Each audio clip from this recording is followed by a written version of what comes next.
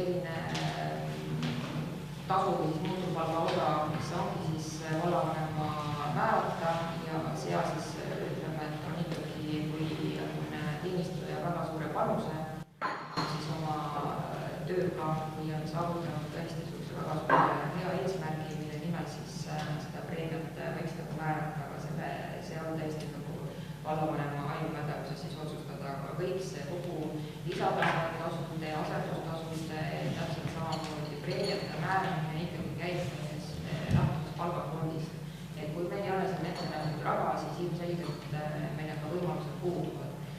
Aga samasel juhul, ütleme, kui meil on raha olemas, tekibki selline olukord, et meil on vaja näiteks nagu asendada meie struktuuris olevat ütlemise ametnikku, siis sellistel puhkudel ütleme, et tuleb see raha kuskilt leida, kui vastasel juhul ütleme, siis see teenistuja ei ole lihtsalt kohustatud lisatööstusel täitma või seda kohta asendama. Et seda me nõuda ei saa, et kõik jääb ikkagi tasu eest.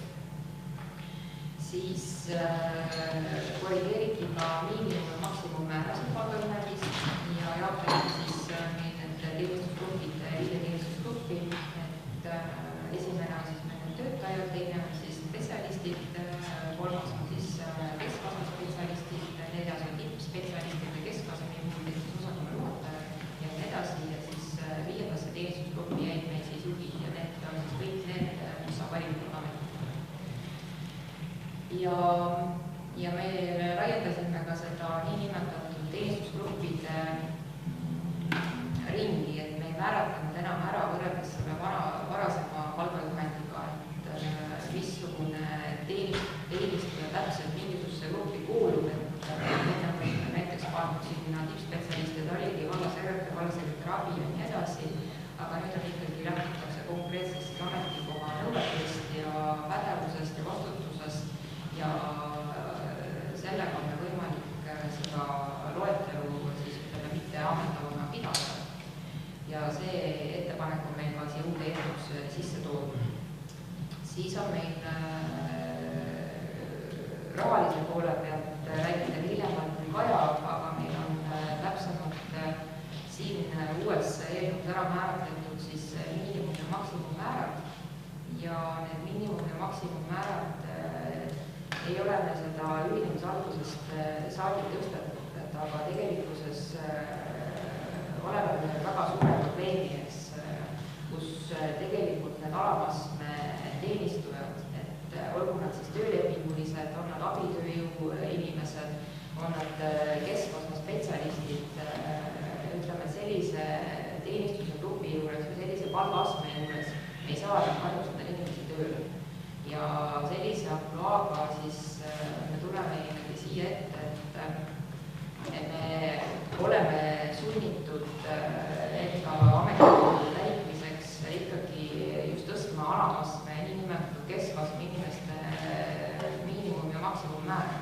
Hetkeseisuga teinud ei ole. Jaanuarikuus võeti vastu meil eelarve, kus meil lubati palgafondi kasvu asutuse sees ja praegu on ettepanek tehtud, et tõsta just need alamastmed inimeste töötasu siis ja palka selliselt, et me oleksime konkurentsivõimelisemad ja me saaksime vajaduse nende pädevust ja vastutust suurendada, kui see vajadus peaks meil tekkima.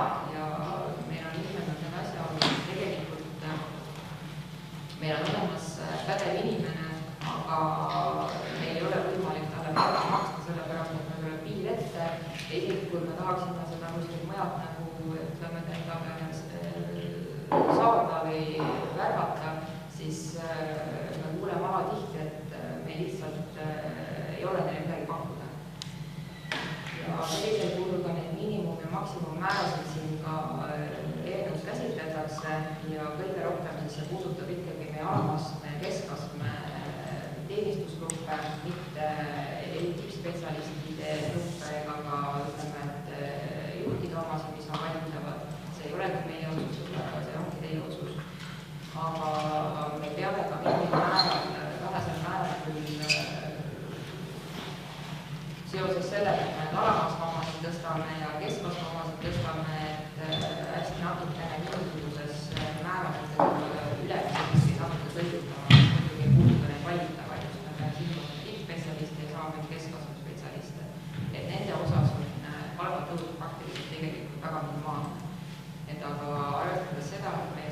see keskastme osa meile päris tikkude järele ei tule, et siin me peame väikse lõppu ikkagi sisse jätma. Kas on teil enda küsimusi, mis selles osas täpsustamist vajavad? Küsimus selline, et kõigepealt, et ta küll ütles, et vastavalt eelarvelisele võimalusele, aga kui ma vaatasin ühesin, siis ma seda lauset ei leidnud kuskilt, et muutupalk, põhipalk on teine asi, aga muutupalk osataks on selgelt välja toodud, et see on vastavalt eelarvelisele võimalusele. Ja siis edasi on see asi, et kes annab lisaülesandeid, on toodud välja, et tuleb lisaülesandeid, et kas need asjad võiks olla konkreetsemalt toodud, et kas on siis mõnda otsene juht või vallavanem või kes need ülesanded on. Siis järgmine ettepanek mõte on see, et kas sa oled kaardistanud ära, et kui suured on need tööülesanded, töömahud üldse tööd. Tõi välja, et osatel on miinimpalk, aga kui me omastada tean, siis kui need tunnid, mis on töötavad, siis need tunni liine võib tulla lõpuks kõrgem kui mõnel kõik ametnikul. Et selles mõttes paljudel on küll täiskoht, aga ta teebki mõned tunnid tööd päevast ja selles mõttes oleks vaja kindlasti kaardistada ära kõikide nende tööülesanded, kui palju see aega võtab ja siis on välja ikka vaadata, kas ta täiskoht üldse vaja on. Nii, siis veel üks ettepanek märkus on see, et on toodud välja, et selle muutub palk, tulemuspalk, et seal on olemas ka mõõt, et just toodud välja, et oleks selge, et oleks nähtav, siis peaks olema need mõõdikud välja toodud, mis tähendab strateegilise eesmärkide täitmise puhul ja ikkagi võiks olla konkreetselt. Need on minu ole.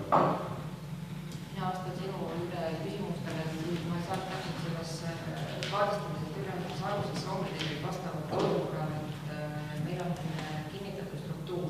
Struktuuris on meil ettenatud kindlad töökohad ja täpselt mis ametikohad ja iga ametikoha taga on kas siis konkreetne ametijuhend ja või siis konkreetsed tööülesanded, oleneb sellest, kas meil ametnik või ta töötaja. Kui meil seda lisatasu makstakse, siis ütleme, et lisatasu meie üldus ei maksta sellisel puhul, meil on vaja täita näiteks mina asendan Veronika, vallasekretäri, siis minul on see ametijuhendis sees, asendustasu mina sellest ei saa. Aga kui mina hakkan näiteks täitma juristiülesandeid, siis tegelikult seaduse järgi tuleb selle eest maksta lisatasu.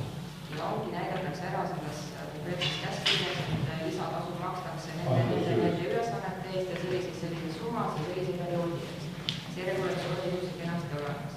Täpselt samamoodi, kui on meil asendustasuga lugu, et ütleme, et on jälle selle juristametikoha meile, mis meil on hetkeseisuga täitmata, siineni me ei ole nõudnud selle eest asendustasu, ei lisatasu, ei asendustasu, me teeme seda oma kõikide ülesannete kõrvalt ja tegelikkuses on see väga suur maht, seda me hakkasime käsitlema, aga asendustasu puhul on samamoodi, et kui juhul pannakse ikka siis täielikult või osaliselt neid juristiülesandeid täitma, siis tuleb ka mulle vastavalt avalik teenistus seadusjärgi maksta sellest asendustasu. See kõik oleneb sellest mahust, sellest konkreetsest olukorrast ja nendest konkreetsetest ülesannetest. Ja seda ei olegi võimalik nii punkti täpsusega mingite kriteeriumite alusel paika panna. Küsimus on see, et praegu sa ütled, et struktuuris konkreetses kohas olemas, aga tegelikult on mõistlik see sama struktuur üle kaardistada. Kellel on kui suured töömahud neid asju teada? Sellega me oleme siin tegelenud, sellega me tegelesime ühinemise alguses saadik ja on ilmnenud tõesti väga mitu kitsaskohta, mis ütleme, et ühinemise algul tehtud struktuuri järgi ei toimi. Ja praegu oli ka, kui välja see asja sisuliselt, meil on väga paljud ametnikud ülekoormatud väga palju tööülesannetega ja nad ei ole võimelised täitma, ütleme, et ühes isiksus, ütleme, 3 tegelikkuses ametniku täiskoha tööd. Et need tuleb ümber kaardistada, aga seda ei oska mitte keegi laiemalt hinnata. See tulebki meil praktika käigus välja ja meil võeti juurde inimesi, sest tegelikult reaalne vajadus on see, et meil on vaja inimesi. Üks inimene või 2 inimest ei ole võimelik seda mahtu ära tagama oma valitsuse ülesande täitmiseks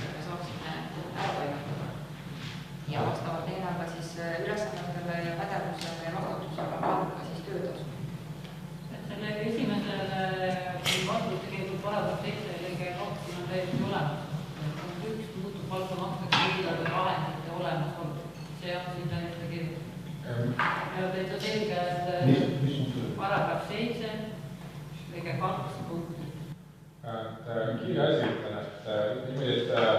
et see oleks kuritegelik või seaduse vastane, kui vallasekretäril makstakse juristi asendustasu, sest seaduse järgi ja vallasekretär esindab kohtus ja tema ongi valla peajurist. Selles suhtes, et vallasekretär on see, kes volitab ükskõik keda kohtus esindamaks, tema sageli teeb juriidilisi küsimusi, selles suhtes, et see on KOKS-is sätestatud, mitte niisugune ametijuhid ja igasugune kohalik KOKS-i ülesanded või see, mis on KOKS-is olnud, on üleval igasugusest ametijuhendist. See on natuke kahtlane, kui ma nagu näeks, et vallasekretär saaks juristi asendamise eest, kui seadus annab talle selle ülesande kohustab seda tegevust. Siis see, mis ametist tavaline. Et selles suhtes on palkade osas niimoodi, et loomulikult on mõned spetsialistid keerukamad, arhitektid või maaspetsialistid, aga ma olen vaadanud kõik need naabruskonna vallad ja meil on enam kui konkurentsivõimelised. Ma olen saatnud teile kõik laiali, et mis on need palgaastmed, mis on mujal, mis meil on ja mis on kõik tähelt välja võtnud. Selles suhtes loomulikult see astmest mitte kohustab, eks see eelarvet teeb palka. Aga mis puutub preemia jagamisse, siis nii palju kui neid vaadanud, need on varasemalt olnud arusaamatud, mille eest või näo eest või kuidagi subjektiivsust on sees, et nagu ei ole läbipaistvad, saaks öelda, et see on selle objekti, see on selle eest või lihtsalt, et see on nagu mingisugune õiguspärane ootused tekitanud varasem praktika, et jõudida oleme saanud, nüüd ka peab saama. See ei ole ka nagu õige, sest mujal nõudel antakse näiteks 500 ja sõltumata palgast. Selles suhtes muutub palk on selge, et kui koroona ajal vahendeid ei ole või keerukas vahendid, siis preemiat ei saa. Suurim preemia on see, et maapiirkonnas omatakse töökohta. Tuleb vaadata ka, et kui see ametnik peaks tööst ilma jääma, ta saab minema, mis teda ees ootab erasektoris, mis teda ei võtta mujal konkurentsivõimeliselt, siis mitte niimoodi ma ei näe põhjustada. Igatahes on selge, kui panna Põltsamaa valla palgatus. Kui meil on üks jurist, mis võtsitakse 1700, siis on 350. Ma vastan korraks selle küsimusega, et sisuliselt me ei saa võrrelda siin oma struktuuri ja oma niinimetatud palkasid teiste omavalitsustega, et see on niisugune mingisuguse võrdluse tasemel sisse Viljandimaa omaga, et aga ilmselgelt meil on need struktuurid lihtsalt niivõrd erinevad, et mujal valdades ja ka mina väga erinevad näiteid, kus ongi, ütleme, et on eraldi personalitöötaja näiteks, on eraldi registripidaja, on eraldi sekretär ja nii edasi, et ja ongi ühes, ütleme, vallas on mitu juristi näiteks lisalt kõigile muule. See ei ole nagu see koht, mida me saame üks-ühele vaadata, et alati tuleb vaadata seda, mis on erineva vallastruktuur ja mis on konkreetsed need asjad. Et sellest me ütlemegi, et miks ma selle näite tõingi siia, et meil ongi see tõsiasi, et meil täidavad mitme ametniku rolli või mitme siis ütleme, et teenistuja rolli siiamaani täitsid üks ametnik ühes isiksus. Et see ei ole ju tegelikult edasiviib ja paratamatult tulevad ju sellega tööseisakud ja asjad sisse, sest nagu ükski inimene reaalselt täitma 3 ametnikuga ülesandeid lõpuni välja. No, Kristi ütles suuresti ära, et ma tahtsin siin korrektiivina, et siin on tubli, et sa tegid võrreldavad palganumbrid erineva palgadega, aga ole hea võrdleda struktuuri, inimest arv. No ma ütlen niimoodi, et Põltsamaa vald on sama suur kui siin natuke 200 kilomeetrit, meil ka mingi alampilda looduskaitse alla seal all. Et selles suhtes on selge, et probleemid teed, selles suhtes, et ei ütle, et nad kohe võtavad nagu linnaliseks või millegi linnaks. Millegi linna ei saa võistleda, sest linn on linn ja maa on maa. Selles mõttes linn on linnad koogis välja, aga maa on maa. Põhjapäev, kus on nagu mured on samad ja ülesanded enamjaolt on nagu öeldakse jääd selles suhtes. Selles suhtes, eks seal hulka ametikohandi peab panna või selles suhtes, jah. Mis töö viljakusse või efektiivsuse hulkub, siis on jah, see on omaette teadused. Aga me ei ava seda teadust praegu siin, kui võib. Ütlen kiirelt, et heal päeval võib 8 tunni töö teha 2 tunniga ja kehval päeval 2 tunni töö teha 8 tunniga. Nii, Jüri oli järgmine, kellel oli käsi püsti. Mitu küsimust, üks on see, kas praegu mõni tööle võetud töötaja ja määratud palk ei mahu tänasesse palgaga maatriksisse? Et on juba võetud natuke kõrgema palgaga, kui tegelikult palgajuhend võimaldab, kas on selline asi olemas? Sellele küsimusele ma arvan, et oskab Kaja kõige paremini vastata, et minu teadmist mööda sellist asja ei ole olemas meil. Et kõik praegused teenistujad, kes on kas siis ametisse nimetatud või on ka tööleping sõlmitud, neile on praeguse palgajuhendi järele miinimum- ja maksimummääras ikkagi määratud nii, nagu palgajuhend ette veel hetkel näeb. Ja neid ülesanded aga saad sellisel viisil täidab. See on teine küsimus, et lisatasud, preemiad, tulemustasud, mis veel võimalus, millist nendest tänane palgajuhend ei võimalda maksta? Tänane palgajuhend võimaldab neid kõiki asju maksta, aga lugu ongi selles, et me tegime selle eelnõuga võimalikult täpsemaks, sest need lisatasud ja asendustasud on tekitanud meil väga palju erinevaid küsimusi läbi aegade. Ja et meil oleks enda konkreetselt arusaadavam ükskõik, kes me seal eesotsas siis on, kes neid lisatasusid määrab, asendustasusid määrab, et oleks ka meie enda inimestele konkreetselt arusaadavam, mis puhkudel makstakse lisatasu, mis puhkudel makstakse asendustasu ja uue klauslina on toodud sisse siis ka haigushüvitis. See oli ka ainuke asi, mis me juurde tuli siia. Aga tulemustasu puhul ei ole toodud välja need mõõdikud, mille puhul kõik saab? Meil ei ole siin tulemustasu sees selles eelnõus.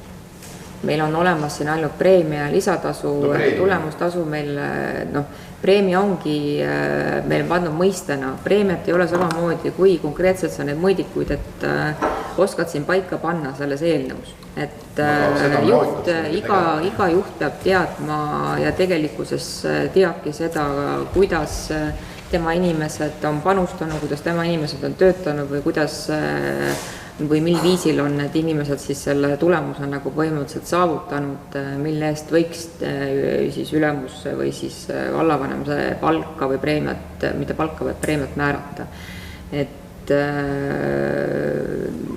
mina ei teaks küll siia välja pakkuda selle eelnõu koostajana, et missugused need ülitäpsed mõõdikud oleksid, mis alusel me hakkaksime preemiat määrama. Need preemia määramisel on toodud, nii nagu väga paljudes teistes kohalikes omavalitsustes on toodud lihtsalt, et preemia muutupalga osa, mida siis võib teenistujale maksta teenistuskohustuste silmapaistval hea täitmise või kauaaegse laitmatu teenistuse eest vallavanem käskkirjaga. Ja selle teebki siis vahetejuht üldjuhul ja see vahetejuht või siis ka siis otsene juht või vallavanem üldjuhul ikkagi teab, mis asi see on, mille eest ta selle preemia määrab ja ma arvan, et see õigus või volitusnorm ikkagi võiks jääda vallavanema pädevusse, et ikkagi motiveerida ja tunnustada oma teenistujaskonda. Ja need oskused ja teadmised, ma arvan, et on olemas igal juhul. Aga tulemuspalk on siin olemas ju tegelikult? Enam ei ole, see võeti meil välja siin, kui oli esimesel selles. Siin on välja olemas paragrahv 8. Siis on vana versioon. Okay. Mina näen siit täiesti, meil on palgajuhend välja saadetud. Läks eelnõu sellisel kujul, nagu ta teie ees on. Võib-olla mõtlesin varem. Ja see on vana ja selle tulemuspalga, selle tausta ma võin ka ära rääkida, et miks ta läks meil korda sinna esimesse eelnõusse, mis tegelikult meie volikokku üldse lugemisele ei tulnud. Et meil võeti vastu arengukava ja arengukavas nähti ette meil välja töötada meie teenistujaskonna motiveerimissüsteem. Ja see tulemuspalk oli tegelikult pandud sinna selle eesmärgiga, et oleks ka kaetud meie arengukava eesmärk, et kuidagi viisil ütleme, et see tulemustasuna siis oleks siis üks motivatsioonipaketi osa siis. Aga sisuliselt ütleme, et kui minna nagu seda teed, et preemia on ainult muutuvpalga osa ja ütleme, et siis tulemuspalk on ikkagi konkreetselt mingi teatud tüüpi tulemuse täitmise eest, et tema ka muutuvpalga osa, et aga lugu on nagu selles, et nad on ikkagi natukene erinevas variatsioonis, üks on preemia ja teine on tulemuspalk, et neil on ikka vahe sees. Ma ei leia, et see tulemuspalk midagi halb oleks, lihtsalt et mõõdikud ja asjad oleks olemas, et seda on mõtlen. Ega see tulemuspalk ju tegelikult oleks hea, kui oleks olemas. Ja sellise eesmärgiga tegelikult esialgu see sisse saadigi, et aga ütleme, et mina tõesti ei oska praeguse hetke seisuga teile pakkuda välja neid konkreetseid punkte või kriteeriumi, mille järgi siis juht peaks hakkama määrama siis teenistujatele preemiat. Et see on tegelikult väga keeruline, et hakata neid kriteeriumi üksipulgi välja töötama. Kui teil on selles osas ettepanekuid, siis on need väga oodatud, et aga ma ei ole näinud, et sellist praktika kasutatakse. Üks küsimus veel, see on pigem on ta vallavanema või vallavanema. Et see eelnõu esitaja on vallavalitsus. Aga miks tuleb volikogu ette eelnõud kaitsma Kristi? Miks seda ei tee keegi vallavalitsuse liige?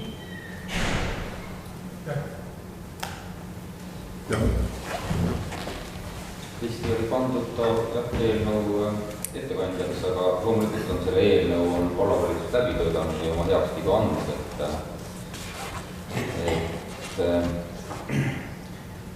kui vaadata üldse selle palgajuhendi, siis tegelikult on ta väga mõistlik dokument, põhiasjad on siin ära käsitletud, see kõige poleemikamalt tekitav see asendustasu on täpselt siin ära määratletud, väga selgelt protsendiga paigas, kuupäevaliselt, mitu kalendripäeva ja millal ta hakkab kehtima, et me oleme püüdnud teha ta täpseks, ka enda maja siseselt arusaadavaks ja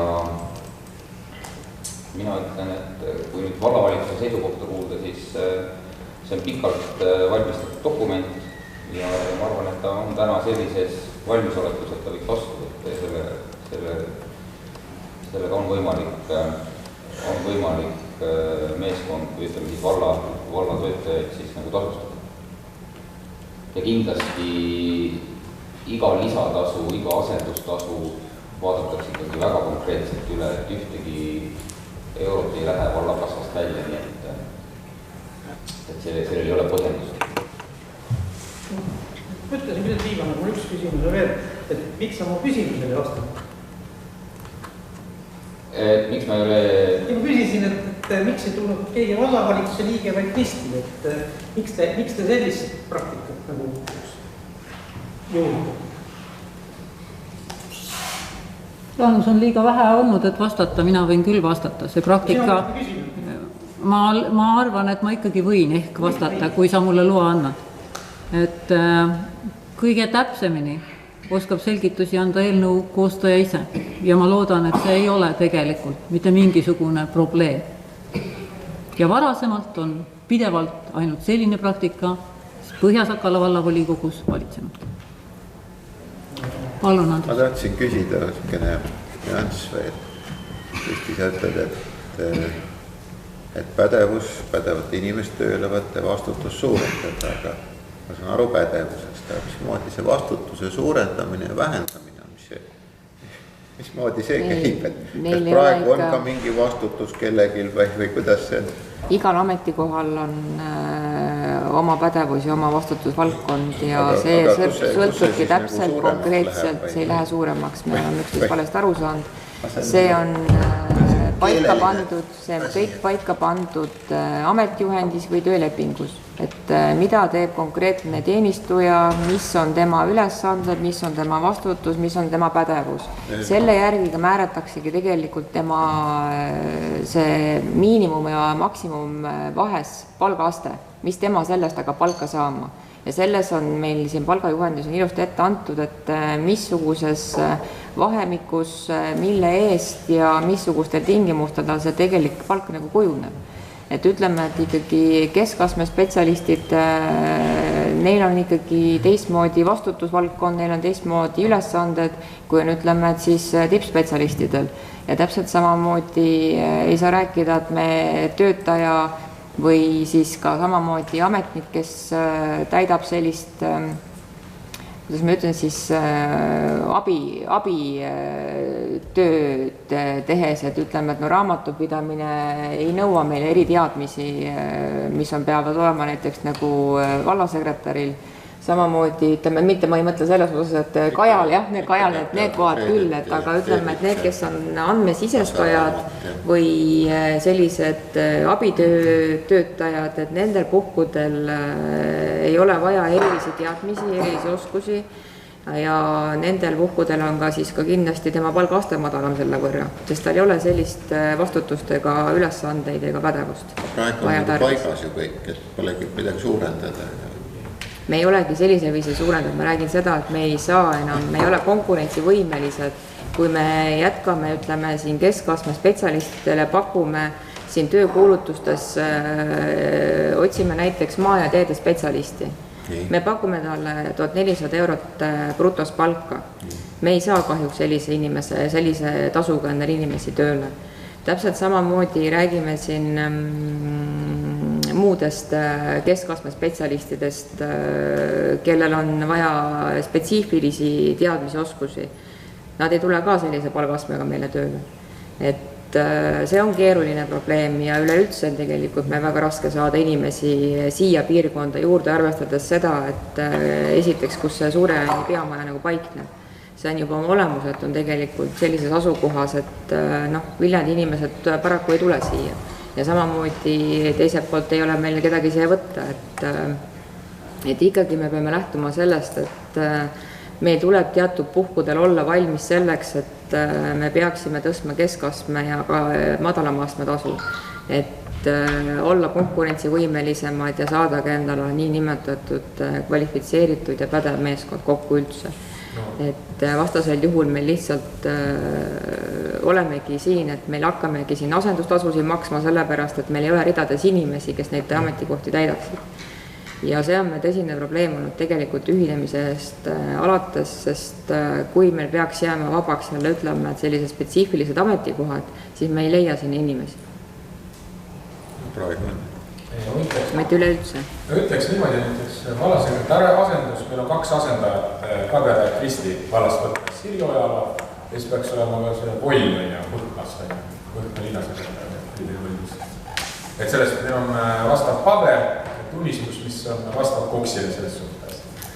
Et sellest see asendus on ja teine asi, et on loomulikult see vastutus, ütle niimoodi, et kõige karmim vastutus on loomulikult vallavalitsuse liikmetel, et volikogu 11 häält ja sellega ühe või teise ebameelduse vastutuse realiseerida, et ennegi ole seda nähtud, kuigi ametnike vastutus ütle niimoodi, et millega võrrelda erasektoris on karm vastutus, näiteks koroona ajal ettevõtjad peab kohe, mul sotsmaks viie avansiliselt kohe maksuameti iga kvartal hakkab. See on ju inimese enda mure, kus ta selle käibe kokku koogib või kus ta saab, selles suhtes, et avalikus sektoris on natukene vastutus teistmoodi kui erasektoriselt. Ja on selge, et üks see maksumaksja rahas, aga samas nagu ma pole revisjoni komisjonis näinud, et ametnik ühe või teise pea ees, kus isegi ilmselge pea ees, loomulikult volikogu liige saab alati vallas öelda, et ta sekkuda meie töösse, aga ma pole näinud, kus oleks ametniku vastutusele võetud, kus peaks. Ma ei ole näinud seda selles suhtes, et see vastutus on nagu abstraktne sõnakõlg, see on teine on see konkurentsivõime, et kelle suhtes, mille suhtes, kas Viljandi valla suhtes, Põhja-Pärnumaa valla suhtes, Põltsamaa valla suhtes.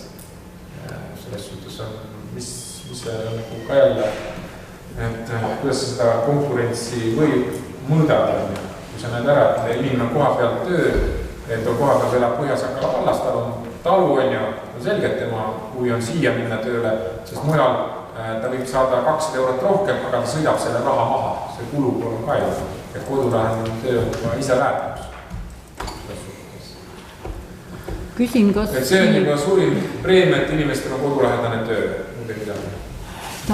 Mina saan aru vähemalt niimoodi, et selle või vallavalitsuse kinnitusel, et selle eesmärk ei olnud ju mitte nüüd, et minna kohe palkasid tõstma, sest selle piirab ära ka eelarve vahetu. Aga küll oli, et korrastada ja ma olen 2 käega selle poolt, et korrastatakse ära, milline on lisatasu. See on öeldud konkreetselt, lisatasu saab olla 20% põhipalgast. Asendustasu 30% asendatava palgast. Need on öeldud konkreetselt, preemia on jäetud jah lahtisemaks siin, aga teatud juhtul ta peabki olema. Ja ma olen täiesti nõus sellega, et need korrastatakse ära, on selgus majas, mis välistab selle, et vallavanem, olgu ta ükskõik, kes on, kuritarvitaks seda. Ja paraku, ei saa öelda, et kuritarvitusi, aga meie arvates liiga heldekäelisi käitumisi on esinenud. Ja sellepärast ma olen selle poolt ja teised, mis Tõnu tõi siin struktuuri või kas see töötaja on koormatud, need on struktuuri küsimused. Neid ei reguleerita selle juhendiga, mis siin on.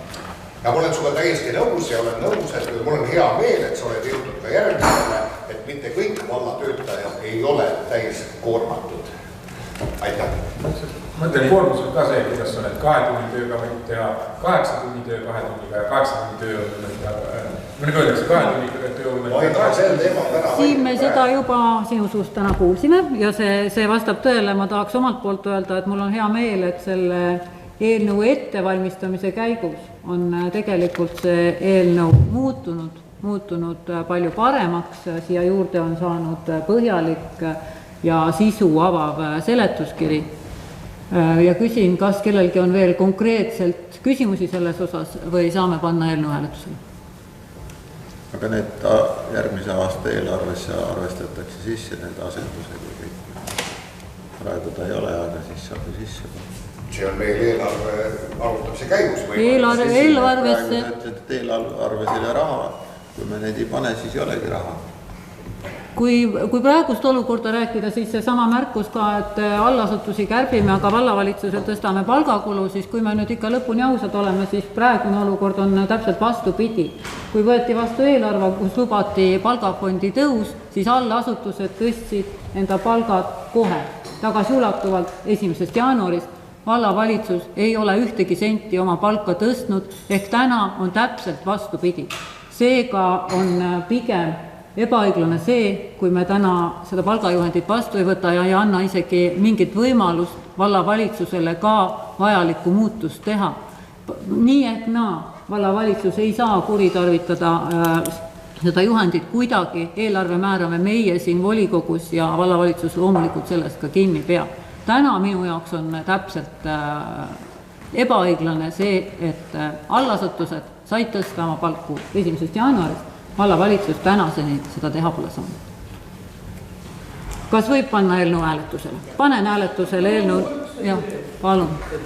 Tegelikult on ju täna esimene lugemine. Kui nüüd läbi linnapea määrusi üritan esimese lugemise vastu võtta, jätta võimalust peale esimest lugemist parandusettepanekuid teha. Määrus läks välja õigel ajal kõikidele komisjonidele. Mitte ühestki komisjoni protokollist ei tulnud sellele eelnõule mitte ühtegi muudatus ega parandusettepaneku. Seega ei...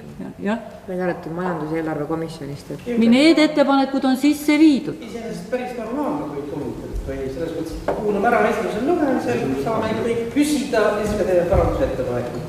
Et ma ei tea, ma ei taha midagi parandada, et see võimalus peaks kõigil olema. Aga see võimalus on ju olnud. Täna tutvustati, et selles mõttes iseenesest normaalne käitumine, et kui me tutvustame ja seejärel tuleb meil küsimused.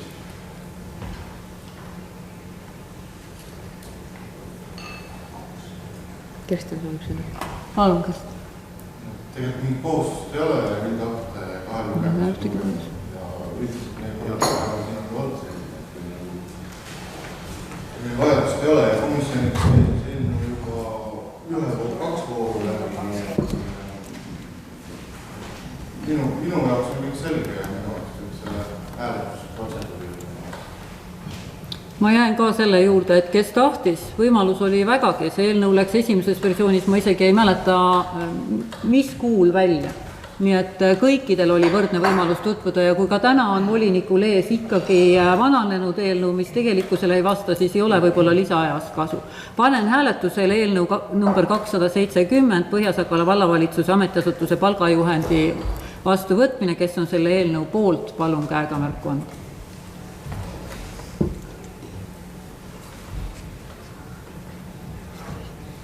12 poolt häält. Kes on vastu?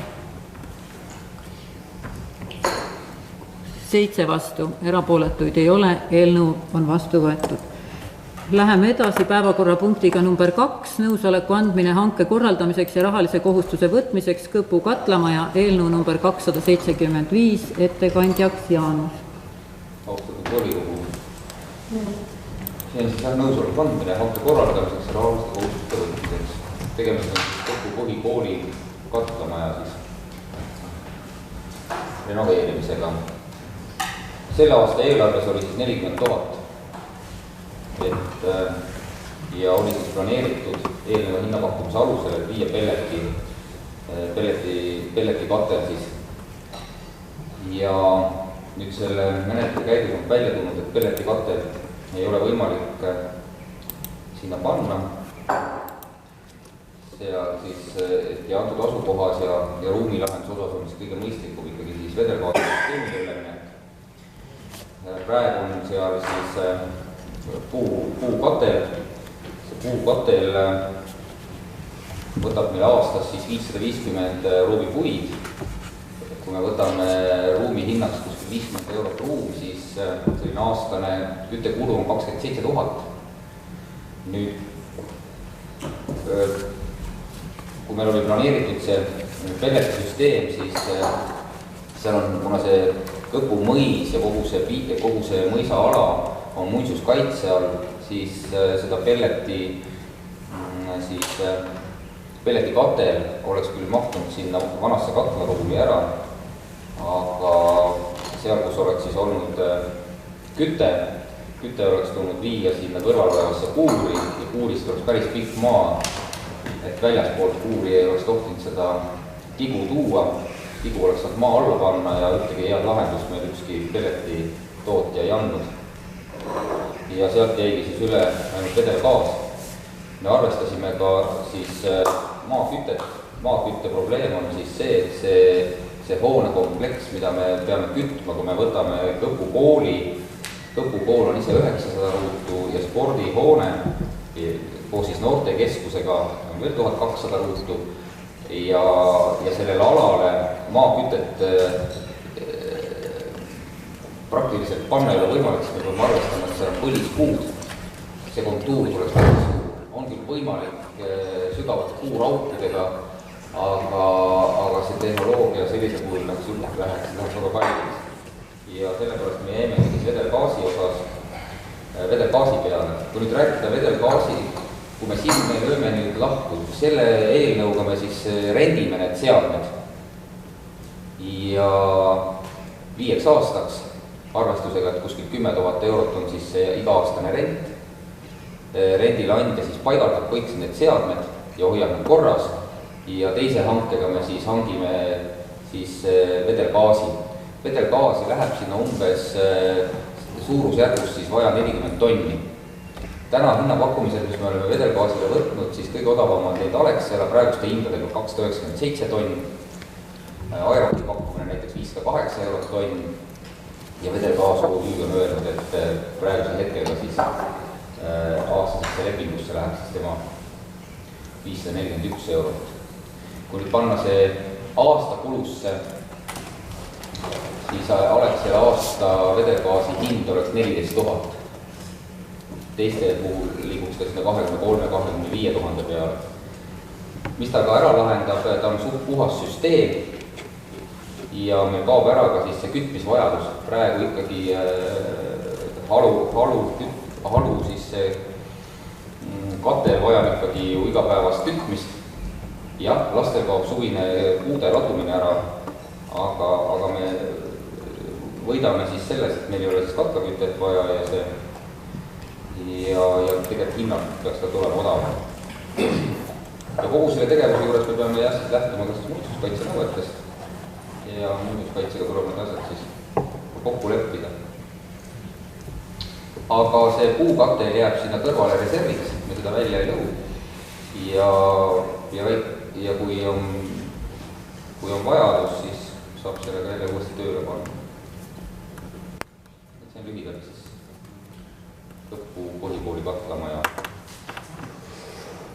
Ja, palun. Olen asjadega kursis, et katel viletsas olukorras, aga mina oleks tahtnud ikkagi näha põhjalikku analüüsi, et milline kütteliik on kõige mõistlikum sinna panna. Meil täna enamus katlaid töötab hakkepuidu peal. Võib-olla oleks pidanud neid asju kaaluma. Siin tuleks välja arutada see ära, et kui palju neid ühe aasta kulud tulevad ja samuti kui kiiresti on tasuvus. Täna me räägime, et me võtame katlad rendile. Kas see tähendab seda, et need 5-10 aasta pärast viiakse ära katlad või on nad jäävad meile, et siin neid asju ei ole välja toodud. Aga kindlasti oleks tahtnud näha võrdlusi. Ma Tõnu vabandan, aga selles mõttes ei ole küsimus väga kohane. Kahju, et sa ei viibinud eelmisel istungil. Et kõik see võrdlus hakkepuiduga, kõik see on juba isegi volikogu istungil räägitud. Tuleb osaleda istungil ja saabki info kätte. Kui ma olen haiguslehel, siis ma ei saa osaleda kahjuks. Alati on võimalus õnneks meil järele vaadata istungeid. Jah, aga ma oleks ikkagi tahtnud kirjalikult näha. Ma põhjendan natuke. Ma ütlesin ka, et miks ei ole siin, seal on tehnoloogiline, väga vähe on seal muinsuskaitse nõuded on niivõrd karmid, et tehnoloogiliselt me ei saa ühtegi asja jätta väljaspoole hoonet. Ega see gaasikatel tegelikult kogu see süsteem paigaldatakse maa sisse. Miks me näiteks ei saanud pelletit panna, sest punkrit kuskile panna ei ole, punkrit sai panna ainult seal, kus asuvad puud. Aga see tigu, mis peab sealt maal tulema, siis seda kindlust ei andnud meil ükski firma, ütles, et seda ei ole võimalik seda lahendust teha, et me leidsime sellise lahenduse, mis rahuldas muinsuskaitset, mida võib seda teha, et need eelläbirääkimised on olnud, võib-olla jah, siin oleks võinud olla see veel selgemalt välja öeldud, aga seda on nagu eelnevalt ka korra on sellest räägitud. Ma ütlen niimoodi, et jah, et selle katlaga, mis teha, et siin on selgelt alustaatus on viimane kõpu mollavanem, et esimene asi on see, et seal on see ühistu, kõpu BM, et neil oli lisaprojekt, et neil oli ka tähtsad koostööjaama, et seal teha võim katlama, mis ühendaks seda ühistut ja seda koolimaja. Et kas see ühistuga on nagu räägitud nendes asjades, et selles suhtes, et seal nad ühistuvad ja seal mingit suuremat projekti kirjutada ja nii edasi, valda kaasatakse, et Tõnu Reimariga on lepingud, et kuidas need arendavad, sest on selge, et mõistlik on selge, et kui tehakse mingi võimas asi, siis on kasutada energia kõigile. Ja teine asi on see, et need puu hind natuke 50 eurot ruus on natuke liiga kõrged. Mina ütlen tavaliselt küttepuud, mis lähevad kodumajandusse, need on veel kvaliteetsemad kui see, mis lähevad sinna. Kui lõpus oli vallavanem, oli vist 30 eurot oli see ruumi hind, mis saime hankeda. No seda küll, aga praegu kuskil väga kvaliteetselt kuskil 38-40 ja pluss veel massiga.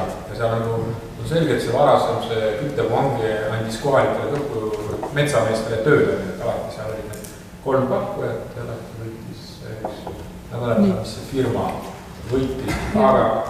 Aga teine kiire asi on jah see, et see küttepuu hind, et selles suhtes, et see jah, et kas on räägitud selle ühistuga teile, mis selle, kas vana katla liising on ära tasutud, ma ei mäleta, mis see liisingu lõpp. See aasta sai läbi. Ja kas varasem, mis selles seal oli katlamees, et selles suhtes ühes mõttes sotsiaalne töökoht, ja teises mõttes 10% vald sai tulumaksuna tagasi. Selles suhtes, et valla eesmärk on neid seal pidada, et oleks töökohtad on ise väärtud. Et nüüd saab mingi suurem firma saab oma selle gaasiraha ja see rent on vist ka liising.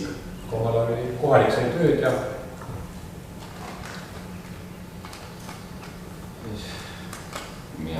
no, ma olen ikkagi seisukohal, et kohalik metsad see puude lappimine ja see vedamine, et jah, täna on see töömees, üldiselt on ikkagi ka need tööjõukulud on tegelikult ikkagi järjest suurenevad, tööjõukulud ei ole väiksemad, tööjõukulud suurenevad ja nii kui keegi ära kukub, siis tööjõudu ka leida on, jah, leiab, aga ikkagi majanduslikult, kui vaadata, siis tuleb see gaas, tuleb odavama. See 50 eurot ruud, see on nüüd niimoodi see kahtlased jahilikas. sinu arvata ühe inimese miinimumpalga kulu aastal? No see on kohe mõtlen, et 540, see on 8 sotti, 8000 pluss 9000 eurot. No tuleb ja kuulsid kogu tulu või 14 000? No 10% tuleb tagasi. Tulumaksu ja miinimumpalga ei ole. Nii, Tiidul oli käsi vist. Mina arvan seda, et see variant, mis nüüd välja käib, see on väga ideaalne variant. Miks ma seda räägin? Teate, ma vist olen juba 13-14 aastat selle sooja majandusega väga uusis olnud, et ma võin seda väga hästi öelda, mis on mis ja mis ei ole mis. Nii et see katla rendi variant, et tuleb üks firma, kes tuleb oma süsteemidega, asjadega ja me lihtsalt ostame seda teenuse sisse, minu ideaalse varianti see võiks olla. Aga tekivad siin küsimused ja las nad tekivad. Ma olen alati seda meelt olnud. Üks loll võib alati rohkem küsida, kui 100 tarka vastata. Kas me ostame teenust, et siis sellisel juhul meil töömees sinna ei lisandud, keegi vaatamas ei käi seda katelt meie poolt? Ma seda eelmine võrralt ei rääkisite, aga ma ei olnud kohal ja ka siis nii-anda seal, ütleme, valla poole pealt ei pea ükski inimene käima kontrollimas. Töötavad sealt ise, käib vaatamas Rapla firma. Me räägime nüüd gaasiseadmist või sellest? Gaasiseadmist. Gaasiseadmist, see, kes nüüd selle gaasiseadmist paigaldab, siis selle, kes siis paigaldab ja rendib meile, siis tema kohustus on ka selle rendi hinna sees on siis ka tagada selle töö. Et kui juhtub seal mingisugune rike, siis tema sõidab ja parandab selle. Selle hinna sees, see on tema üles. Ja kui see aeg saab läbi, siis meil mingeid kohustusi selle katla ees ei ole. Me võime jätkata seda, võime ära lõpetada. Iga aasta teeme eraldi hanke vedelgaasile. Me ei ole siin veel otsustanud, kas see on aastas või 2 aasta või aastas. Tema käib seadmeid puhastamas. Kogu hooldus läheb sellega. Ma tahaks küsida ikkagi selle hanke suhtes, et kas selle vedelgaasile ei saaks nagu sellist 5 aastast hanket ära teha, sest jube suur oli see hinnavahe, käärid olid suured 14 ja 20. See hinnavahe on selles suhtes, et ma küsisin ka, et hinnavahe on selles suhtes, et Alexela, kes kõige odavama pakkumise tegi, siis nagu ta ise ka väitnud, siis temal maale toodi. Temal vahendajaid ei ole, ta ongi ise, kes toob maale, otse edasi, siis teised firmad on see, kes ikkagi maale toojate käest ostavad ja siis nad panevad oma protsendi või hinna sinna veel otsa. Kõik sealt sa vahendad. No ja sellest ma saan aru, aga ta võib seda tõsta, et kas siis ei saaks nagu nii nagu selle katel rentida 5 aastast, võtta siis see varu ka või ma ei tea, kas sükst asja on võimalik teha või ei ole? Adrus, ma võin vastata, see on selles mõttes riski küsimus, et kui mina läksin gaasi müüa, siis okei, 5 aastaks, aga siis see hind ei ole see, vaid see hind on juba kallim selleks aastaks. Teiseks olles ise gaasikatlaga kütja kuskil võin vastata, et mõjutab oluliselt seda gaasi hinda on ainult riigi aktsiisi tõstmine, mis tuleb sõltumata nüüd sellest firmast, see on selline force majeure. Aga ma küsin, ütleme veel küsima, et mis see gaasikatel maksab muidu turul, et kui me oleks välja seda ostnud? Mitu kilovatti või mis ta selline suurus on? Me vist seda varianti üldse ei kaalnud, et me seda üldse välja ostame, siis küsimus on selles, et kui seda välja ostad, siis küsimus on, meil ei ole litsentseeritud töötajad, kes suudaks teha järelevalvet, kellel oleks see pädevus nende gaasiseadmetega töötada, nii et välja osta ja siis eraldi veel tellida see teenus, kes seda haldaks, me ei näinud selle nagu mõtted. Läheb kallimaks. Kas kõik küsimused selle eelnõu osas on nüüd vastuse saanud? Vastus on selle, kas ühiskuga ka räägib nii koostööprojektidega, sest omal ajal oli see ühistu tähtis just, et vallaga koos ajada. Mina siin tean, et see omaaegne jutt tegelikkuseks ei läinud, aga Aare saab ka seda vastuta. Mina tean kuulnud, et lähiajal ühistu ei hakkama katlama ehitama, kuna ta oli tasunud see lase ära. Jah, see plaan, mis kunagi oli, ei realiseerunud. Vähemalt siis 5 aastat, siis saab uuesti kus ühistuga midagi. Jah. No hiljem alati võimalik, aga praegu lihtsalt ei ole varianti ei ole ja vanaviisi edasi ka ei ole tegelikult vähematki mõistlik majandada.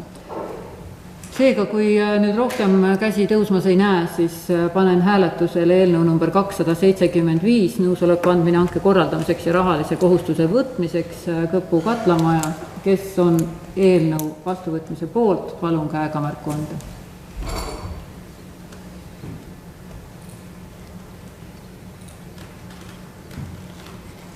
Kuus 16 on poolt. Kes on vastu? 1. Kes on erapooletu? 2.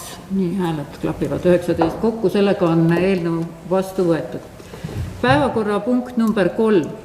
Vahetasime siis, see on siis eelnõu number 277 maaüksuste ostmine Arussaare Võhma kergliiklustee. Jälle Jaanus saab sõna. Jah, on siis plaanitud Arussaare Võhma kergliiklustee ja seda hanget saaks läbi viia, siis selleks on meil vaja maad. Maad meil endal selle kergliiklustee rajamiseks ei ole. Ta asub siis seal riigitee kõrval ja need maad kuuluvad siis eraomanikele. Siin selles eelnõus on siis need katastriüksuse tunnused ja lähiaadressid siis välja toodud. On ka läbirääkimisi peetud siis maaomanikega. Kui algselt oli plaanis, et võiks teha isiklikud kasutusõigused nendele maadele, oleks võib-olla tulnud ka kõige soodsam, siis ikkagi põllumeestega läbi rääkides oli ikkagi see, et kuna enamus sellest põllumaadest on PRIA toetuste all ja kui teha isiklikud kasutusõigused, siis nad ei olnud põllumehed ei olnud väga huvitatud siis nendest arvestustest, et nad peaksid siis oma maatükist mingid osad näitama siis eraldi isikliku kasutusõiguse peale. Nende soov oli, et ikkagi kui vald seda kergliiklusteed nad soovib ehitada, et siis need maad lõigatakse siis nendest maadest välja, mõõdetakse ümber ja need maad vormistatakse siis vallale. Läbirääkimiste tulemustel on siis jõutud sinnamaani, et see hektari hind on siis 5000 eurot. Ligikaudu on siis, me räägime siis 6100 või 6,1 hektarit, et täpne ruutmeeter tuleb välja siis, kui need mõõdistused on täpselt ära tehtud. Aga see suurusjärk on siin välja toodud, need ka summad, me oleme välja toonud siis siia eelnõusse, ka siis olen notariga läbi rääkinud, millised on siis notarikulud ja kogu siis see vormistamine ja kinnistud ost-müük, et summa on siis siin eelnõus ära toodud 58 000 on see suurusjärk, millega tuleb siis arvestada kergliiklustee tegemisel. Kui palju see on? 58 000. See on nüüd kõik maade omandamine, notariaalsed kulud. Kogu see.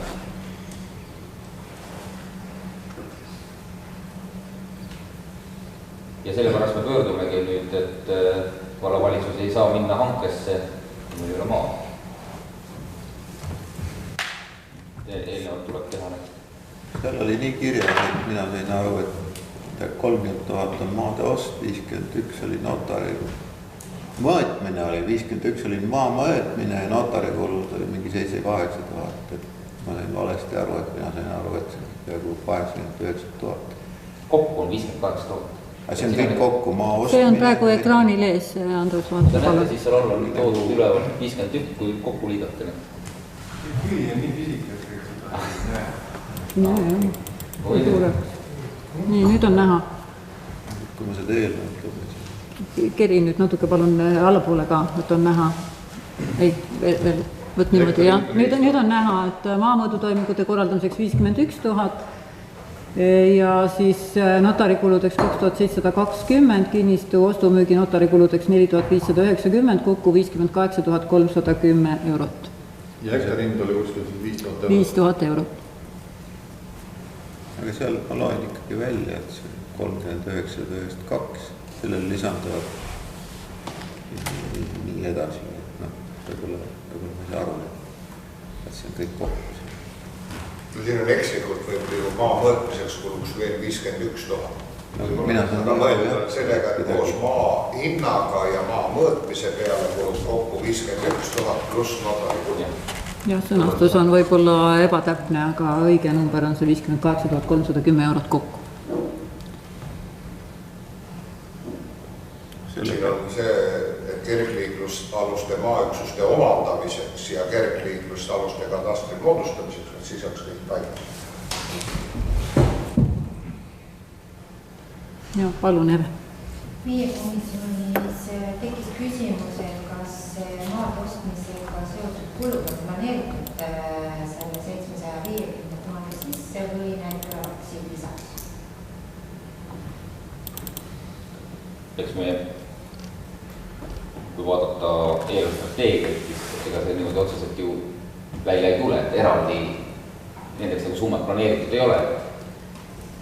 Et praegu on nii, et need summad võetakse sealt ja et siis hange näitab tegelikku pilti, et mis see tegelik ehitamine meil tuleb, kui see hange saab korraldatud, et ma ei julge täna väita, et me sellega välja tuleme ja mis see lõplik summa on. Aga see raha võetakse sellest 750 000. Jah, kuulda. Vastuta juurde, et tegelikult 50 000 oli projekteerimine juures raha. Ja see 50 000 kogu summa ei kuulnud ära, et 26 280 oli projekteerimine. Et ka sealt on raha alles. Et seda saab see kasutada, et see ei lähe kõik see 750. Projekteerimine läks siis circa poole odavamaks. Palun. Kas me oleme jalgkäi varem ehitanud projektide toel, kas projektitaotlus ei ole tehtud jalgkäi ehitamiseks? Mina praegu hetkel ei tea ühtegi meedet, kus seda ehitatud. Et ainuke, kust omavalitsused on võib-olla tuge saanud, on siis, kui nad on suutnud selles kaasata nagu Maanteeameti. Aga praegu ma ei ole aru saanud, et see tee ei kuulu sellisesse, see tee ei ole nii ohtlik, ei ole nii kiinukäänuline, et Maanteeamet sinna. Praegu ei ole ühtegi sellist meedet, ei olnud, ja siis kui sai seesama Aluspere Kõidamaa kergliiklustee, siis oligi ühekordne meede, kus riik andis võimaluse kergliiklusteedeks raha taotleda.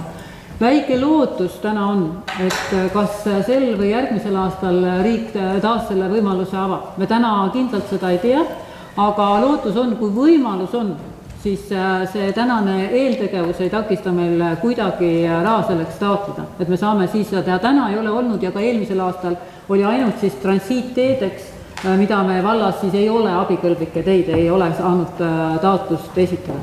Aga küll on plaan, oleme vallavalitsusega rääkinud minna Maanteeametisse rääkima, aga näiteks Suure-Jaanis Tallinna tänava ebanormaalne olukord, ka see koolist Lõhavedeni kergliiklustee, mis jäi ehitamata, et püüda leida siis Maanteeametiga koos lahendusi, sest tänane üldine info on selline, et riik nüüd investeeringuid igati ju püüab toetada ja ka Maanteeameti need hanked on läinud tunduvalt odavamaks.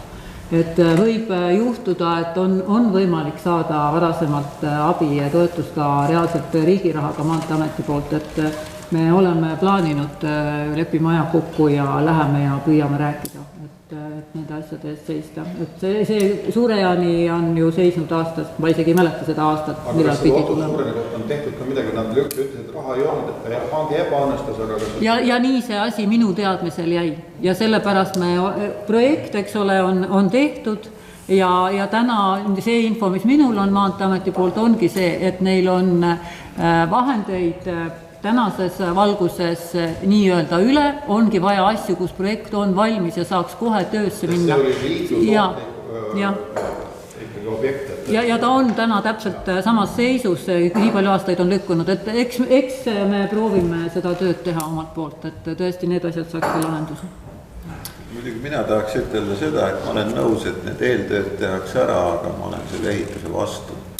Sest momendil jah, et selleks tuleb ikkagi riigi poolt raha leida, kui mõtleme, et paneme sinna 750 000, siis see raha, kus veel midagi me oleks võinud kas või Pilistvere uue hooldekodu ehitada, nüüd remondime seda muinsuskaitse all olevat hoonet, millega võib tulla igast probleeme. Et see on minu jaoks nagu mõttetu. Praegu, et me ei ole mõtet sinna raha niisama valla raha tampida sinna sisse, et meil on neid muid juba Suurejani staadion, Suurejani kool, et ilma riigi toetuseta mina ei ole nõus seda. Aga sellega ma olen nõus, et eeltööd ära tehakse, ostetakse veel. See on minu isiklik arvamus, ma ütlen. Arusaad. Nii, Kersten soovis. Mina ja, Kersten.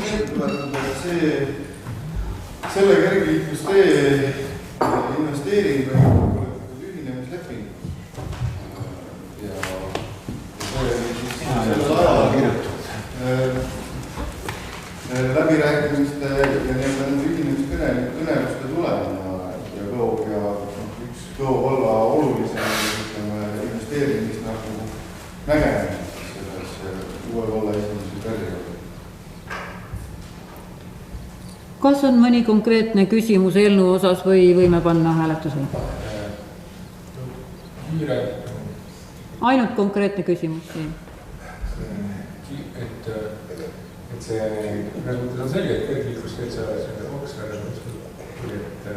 hetkel ei umbes ära see küsimus.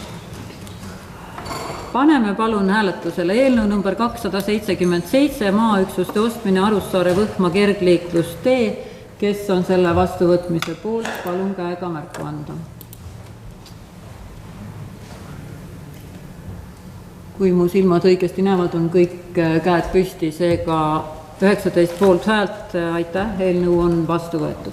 Ma ütleks kiiresti liigi korrast, et see on meeldib, mis ma tahtsin öelda, et asja selles, et praegu ehitushangetega nagu teatud mõttes loterii, et räägitakse, tuleb üle maailma majanduskriis, ja see on sama nagu osta aktsiad, et kui oleks jaarnikus aktsiad ostud, siis 1/3 oleks sellest rahast kaotanud, selle langusele, mis koroonat inimesed. See on kõik Tallink ja see on vaatasimine puupaks ja ükskõik mida Tallinna börsil. Aga praegu on selge, et kui näiteks ei tehta või ehitustega venitatakse, siis võivad need ehitusinnad hoopis langeda kriisida. Ma usun, et me kõik saame sellest ühtemoodi aru. Päevakorrapunkt number 4. Nõusoleku andmine hanke korraldamiseks ja rahalise kohustuse võtmiseks Arussaare-Võhma kergliikluste ehitustööd eelnõu number 276. Ja Anus saab jätkata. See eelnõu haakub eelnevaga ja volikogu ees oleme sellepärast, et antud projekt on siis 2 aasta projekt ja kui me võtame kohustusi järgnevateks aastateks, siis on see volikogu pädevus. Ja selle eelnõuga siis annate siis nõusoleku, et viib siis selle hanke läbi. Ja kui see hange on läbi viidud, siis selgub see tegelikult tõde, mis see siis kergliiklusteemil maksma läheb. Aga jah, eelarvestrateegia kohaselt on 750 planeeritud. Ja nii nagu volikogu esimees ütles, kindlasti me siis seda teemat käsitleme ka nüüd lähiajal Maanteeametiga kohtuma. Minu poolt on kõik, võib-olla juhtivkomisjon teha. Lambertil oli esimesena käsi. Ainult ütlesid, et millal võib siis selguda, et sa ütlesid, kas tänavu aasta või järgmine aasta, et riik võib nagu mingeid meetmeid avada. Me saame targemaks kindlasti, kui me saame Maanteeametis kohtuda ja ise otse seda infot küsida, otseallikas. Et me katsume esimesel võimalusel, kui nad vähegi vastu võtavad nüüd kiirel puhkuste ajal, siis me oleme kohe minemas ja anname selle info kindlasti, mis me saame ka teile edasi. Sinu kogemuste põhjal, eks, kui nüüd me räägime täna? No täna on lootus täitsa tugev, sellepärast, et täna tuleb selliseid, ütleks ausalt positiivseid üllatusi riigilt kogu aeg. Täna näiteks see sama, et iga ka lühiajaline, kui varem lastelaagrite puhul sai toetust ainult siis, kui tegu oli 6-päevase laagriga, siis täna riik Covidile viidates otsustas, et toetab ka igat lühiajalist, seega meie tänavune laagrisuvi, mida vald korraldab, saab ka jälle tublisti toetust, et me peame olema just nimelt valmis, et kui vähegi tekib võimalus, meil on projekt olemas, meil on eeltöö tehtud ja me saame kohe toetustaotluse esitada, sest tänased meetmed on kõik nii-öelda tingimusega, kes ees ja mees. Tähtajad on lühikesed, sa pead olema valmis, et toetust saada.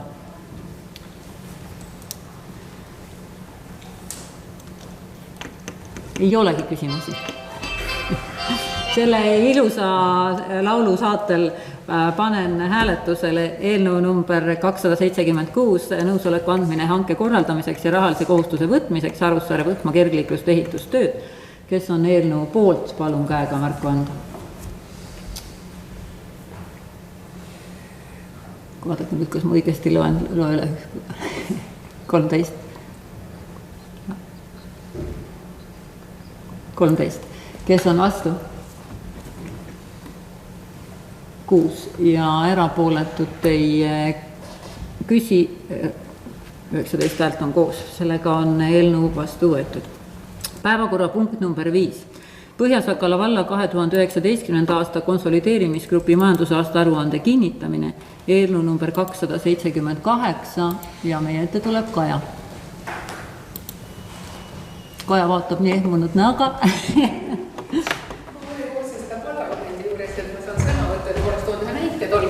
Aga me lubame, Kaja, sa nüüd juba nagu nii võtad sõna, et sa võid vabalt vastata ka oma palgajuhendi teemal täienduseks. Juures ma tahtsin seda öelda, et kui seal on välja toodud preemia, lisatasu, siis preemia on ikkagi eelkõige selles mõttes, et kuidas te näiteks seda klassifitseerite, kui näiteks inimene on olnud omavalitsuses tööl 30 aastat, mis me siis talle anname? Lisatasu või? Ei ole ju võimalik talle lisatasu anda, ta ju ei tee midagi lisaks.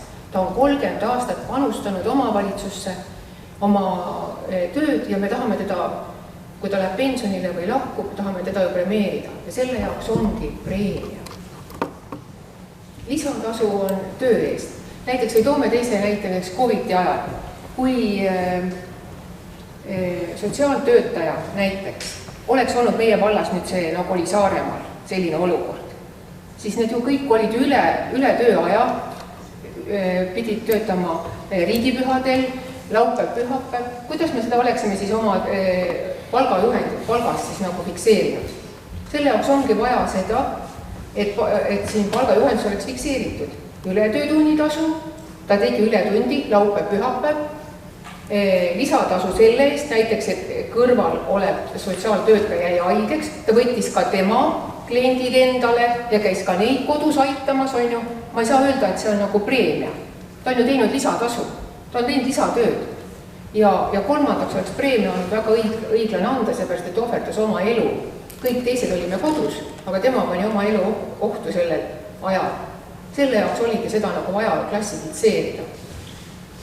Ja siis palgajuhendult tahtsin seda öelda, et kui siiamaani oli ikkagi selline komme, et tuldi vallavanema juurde, mis iganes mina seda näinud ei ole, anti, et lisatasu maksta, keegi ei teadnud seda, mis see lisatasu on, mis selle töö põhimõte või kui suur see on. Aga täna, kui ta tuleb sinna, siis ta teab, et tema protsent on 30% ja temalt nõutakse 30%. Me ei saa temalt nõuda 30% maksmise juures 100% ja kui kaua see inimene selle oma töö ja teise 100% juures vastu peab.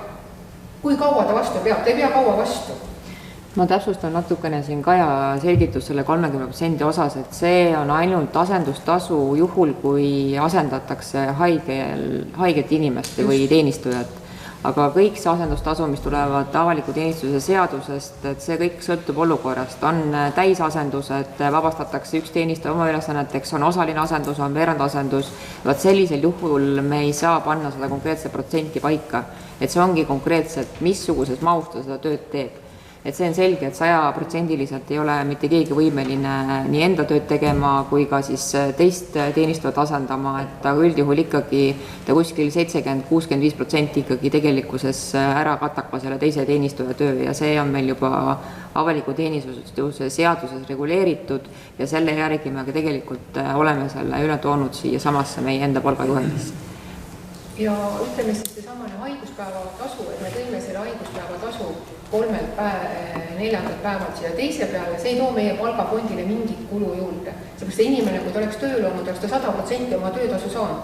Nüüd ta saab selle 2. ja 3. päeva eest 70%. Aga me eeldame seda, et ta on kodus ja ta ei too haigust majja. Ja siin kindlasti läheb veel mängu see, et kuna on võimalik, kellel on võimalik kodukontoris olla, ta loobub haigusrahast ja teeb oma töö ise ära. Ja see, kes asendab haiguslehel olevat inimest, ei saa ennem tasu kui 10. päevast. Seepärast tegelikult meil ei teki erilist raha palgafondi. See 30% on niivõrd väike selle 1 nädala jooksul, mis sinna tekib, et selle rahast ei ole keegi nõus olema. Ta peab lihtsalt selle ära tegema, kui see tuleneb tema ametijuhendist. Ja antud momendil on meil ametijuhendid juba vaatlusväljas. Ja vaadatakse üle, et kes keda asendab ja milliseid töid siis seal all on. See oli nagu selleks, aga nüüd selle majandusaasta aruande juurde tulles siis ütleksin niimoodi, et audiitori aruannet lugesin. Ise selles 2019. majandusaasta aruande sees ei ole olnud, ei ole üksipulgi vaadanud midagi ja usaldan audiitorit, tema otsust. Seepärast, et kõik nii palju ma tean, et kogu aeg kõik küsiti väljavõtted. Ja et mina arvan, et seda tuleks kinnitada. Kui audiitor on selle andnud selle kindluse meile, siis me peaksime selle kinnitama. Et siin peab ka revisjonikomisjon sõna, et kohtatakse. Kui sa natuke kannatad, siis anname. Aga te saate oma sõna. Aga enne äkki on küsimusi Kajale?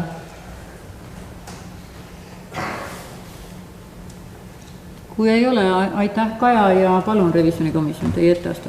Et selles suhtes, et meil oli siin 18. istung, et küsitlisime ka audiitori läbi ja kuulasime, mis ta leidis, mis ta ei leidnud on ja selles suhtes. Et kuidas sest on selge, et see eesmärk on vaadata, kuidas nagu öeldakse, on koostatud, kas see maasaasta on koostatud vastavalt seadust ja revisjonikomisjon, et ütle niimoodi, et meil on see samasugune vastus, mis nagu varasematel aastatel olnud, mida me oleme saanud, mida te olete vist kõik lugenud ja selles suhtes lihtsalt aasta on asendunud ja lihtsalt oleme märkinud, et me oleme ka uurinud audiitori käest ja siis loomulikult tuginedes eeltoodule teeb Põhja-Sakala valla volikogul ettepaneku kinnitada Põhja-Sakala valla 2019. aasta konsolideerimisgrupi majandusaasta aruannet selles suhtes. Et selles suhtes on nagu, siin on kuna audiitor on andnud nõusoleku, siis selles suhtes me nagu ei leidnud. Ei leidnud, nagu öeldakse, miks meie peame siin teistsuguse arvamus arvestades neid asju. Loomulikult selles suhtes, et kuidas on erinevad tehingud tehtud, on selge, see on juba teine teema. Revisjonikomisjoni arvamus on olemas. Kas küsimus? Me saadame siin allkirjastame ära, aga... Ja palun nüüd ja edaspidi siis katsuda õigel ajal asjad teha ja õigel ajal allkirjastada ka, et asjad oleks ka korrektsed. Kas on küsimusi? Kui ei ole, siis paneme hääletusele eelnõu number 278 Põhja-Sakala valla 2019. aasta konsolideerimisgrupi majandusaasta aruande kinnitamine. Kes on selle poolt, palun käega märku anda. Ja kõik käed on püsti, seega ei küsi vastu ega erapooletud, 19 poolt häälega on eelnõu vastu võetud. Päevakorrapunkt number 6. Põhja-Sakala vallavara valitsemise kord. Eelnõu number 279. Eelnõu tutvustab Jaanus. Ja antud eelnõu, antud määrus juba pikalt koostamisel olnud. Ja tegelikult versioon siin on, aga nüüd tuleme siis sellega nüüd uuesti. See on oluline määrus. Ta ikkagi sätestab kogu selle vallavara omandamise, vallavara valitsemise, käsutamise ja kasutamise korra, õiguslikud alused. Ja ma ei hakka seda pikemalt, seda võib-olla siin lahti rääkima, see on väga põhjalik seletuskiri on selle juures. On ära toodud siis, millisel puhul on siis, võib siis vallavalitsus tegutseda, millisel puhul on volitus siis antud volikogule. Siin on ka need numbrilised suurusjärgud välja toodud ilusti. Oleme siis seisukohal, et uues suures vallas ikkagi peaks oma kord olema. Praegu me töötame siis ikkagi erinevate määruste alusel, mis on siis erinevates endistes omavalitsustes kehtinud, et me peame alati vaatama, millist piirkonda, kas me räägime Suure-Jaanist, Võhmast, igal pool on oma kord. See ühtne kord annab nüüd aluse meile või võimaluse siis, et tegutseme siis ühtse vallana, aga siis selles vallavara siis korras. Ma ootan küsimusi ja juhtivkomisjon on kõik seda põhjalikult arutanud. Ja juhtivkomisjonil oli ka väga konkreetne ettepanek. Jah, mul oli konkreetne ettepanek, et me leidsime, et peaks tegelikult täiendama vallavara võõrandamise viise, et eelnõu paragrahv 3.1.2 on loetletud vaid suuline kirjalik enampakkumine, aga ta enam peab kasutamist erinevate enampakkumiste ja oksjoniportaalide kasutamine. Näiteks riigivara nüüd on enamasti valdavalt osta ees, alamäär.net ja palju muud.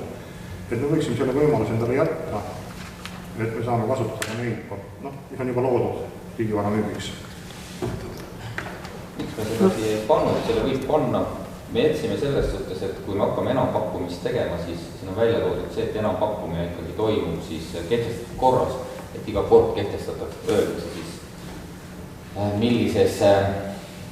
millises siis oksjonis või millises, kuidas me selles korraldame. Me võime muidugi panna elektrooniline, aga see sõnastus on ka, mis ajas kogu aeg muutub, et selline iga kord, kui ikkagi otsustatakse, et me teeme nüüd enampakkumisega siis suuliselt või kirjalikult, siis selles otsuses peab olema ära kajastatud, et me ei pannud väga konkreetset sõnastust just sellepärast, et siin on välja toodud, et selle otsusega öeldakse, kuidas siis on jäetud nagu selline otsustusõigus siis kas siis volikogule või valitsusele. Pigem mõtlesin seda, et need elektroonilised oksjoniportaalid ei ole ei suuline kirjalik, et ei ole üks ja teine, vääriks nagu ära märkimist. Kristi soovisid, jah.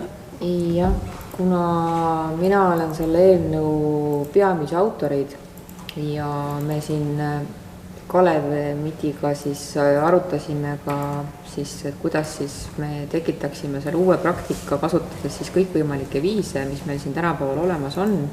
Ja leidsime kinnitust sellele, et kui me paneme sinna, et enampakkumise viiakse läbi avaliku või suulise kirjaliku enampakkumisena, seletuskirjas tõin ka välja selle, et see tegelikult hõlmab üleüldse kõiki keskkondi, olgu ta keskkond elektrooniline, olgu ta e-kirja teel, olgu ta oksjonikeskkond, et selles kuulutuses tulebki siis ära märkida täpselt, kuidas need tingimused on, kus see korraldatakse, mis tähtajaks ja kohta ja siis on ka juurde lisatud see täpne sõnastus, et enampakkumise toimimine kuulutatakse välja valla kodulehel, vara müügiportaalides ja või muudes meediakanalites ning vajaduse korral ka mujal, et meil jäetaksegi see nii nimetatud sükene lai ampluaa valiku võimalus siis vastavalt vajadusel, et kuidas tollel hetkel meil see kõige mõistlikum lahendus oleks.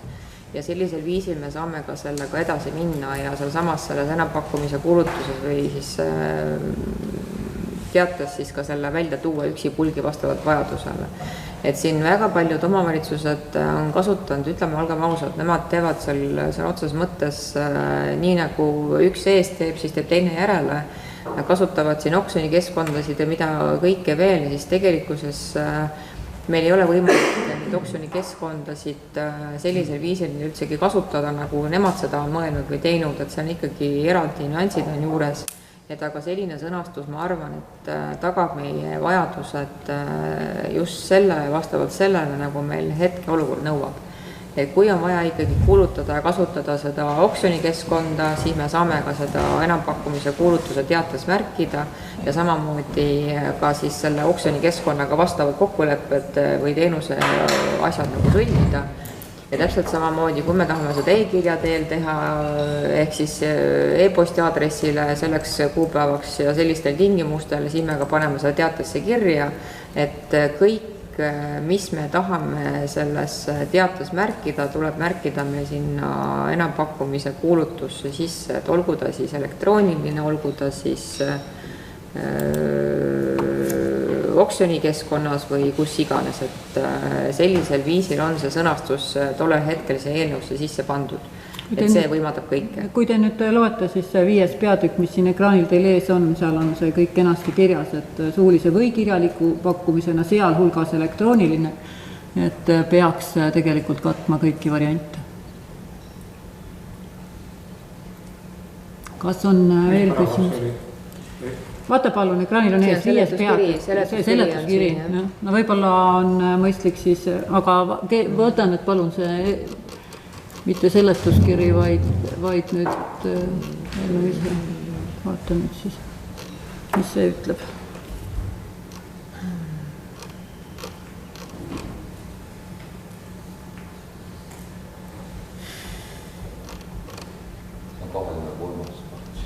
Tuleme tagasi. 23, jah.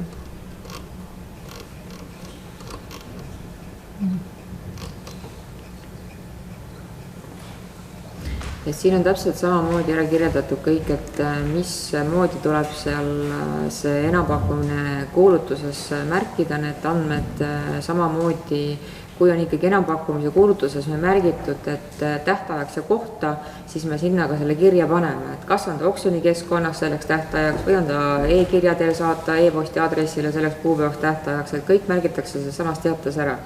Et see ei pea olema sellisel juhul eraldi fikseeritud konkreetse paragrahviga, et on oksjonikeskkond või on ütleme, et elektrooniline siis pakkumine või midagi taolist, et see sõnastus hõlmab ära kõik kogu kupatuse. Et kõik märgitakse selles teates. Aga kui soov on, siis me võime vajadusel seda veel täpsustada, et oleks arusaadavam.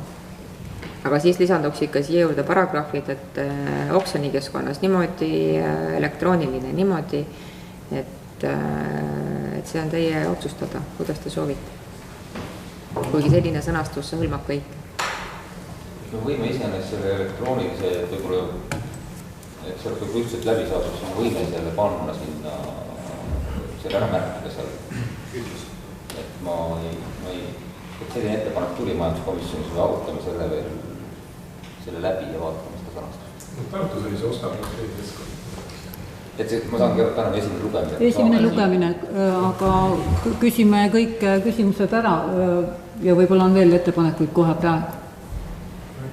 Üks asi on loomulikult see, et kui üks asi me võime korda teha, et see on sama nagu Eesti-Venemaa sõlmib Peipsi kalastuslepingu, Eestil on kõik püügikeelt, aga Venemaal traalerid käivad mööda.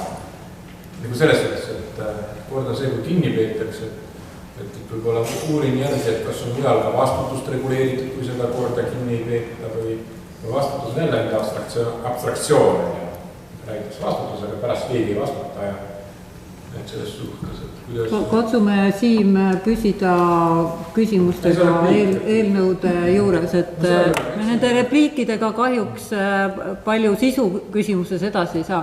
Kas kellelgi on konkreetne ettepanek küsimus eelnõu osas? Nii palun, Lembit. Lõpetada esimene lugemine. Ettepanek on lõpetada esimene lugemine. Kas kellelgi on selles osas vastuväiteid? Kui ei ole, seda hääletama ei pea. Lõpetame eelnõu esimese lugemise ja läheb siis järgmiseks istungiks teisele lugemisele. Kõigil on aega rahulikult veel eelnõuga tööd teha ja ettepanekuid esitada. Päevakorrapunkt number 7. Ettepanekute tähtaeg on töökorra järgi, me saame kohe ära öelda, et aega on nüüd selles mõttes pikalt, et juulikuus teadupärast istungit ei toimu ja kui me eelmine kord siin rääkisime, et võib-olla vajadusel teeme, siis hetke otsus on, et me ei tee juulikuus istungit, järgmine istung toimub augustis. Seega siis enne augusti istungit vaata palun kuupäev.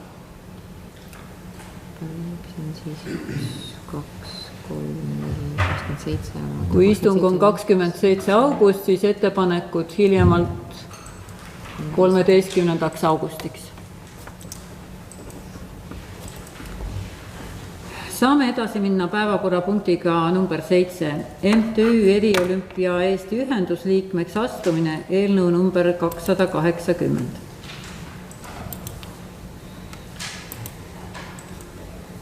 Saan siis välja öelda vallavalitsuse seisukoha, et vallavalitsus oli nõus siis astumisele. Nagu te lugeda saate eelnõust, eelnõu on siis Lammuse kooli direktori Jüri Hanseni taotluse alusel koostatud, et Põhja-Sakala vallavalitsus astuks siis MTÜ Eriolümpia Eesti ühendusliikmeks.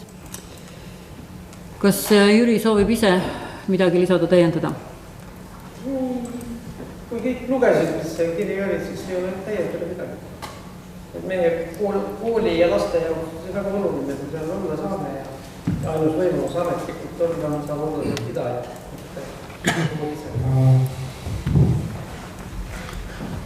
Nagu te näete, eelnõus on punkt 2, on vaja siis vallavolikogul seda eelnõud vastu võttes nimetada ka ühenduse üldkoosolekule esindaja ja siis esindaja asendaja. Seega küsin nüüd siis ettepanekuid, keda volikogu soovib nimetada üldkoosolekule valla esindajaks. Jüri ise ei või olla või? Ma küll ettepaneku Jüri Hansen sinna kursis ja igatepidi mõistlik, see Jüri Hansen ise on nõus. Jah. Ja asendusliiget nii-öelda on ka vaja, kes võiks olla siis Jüri asendaja.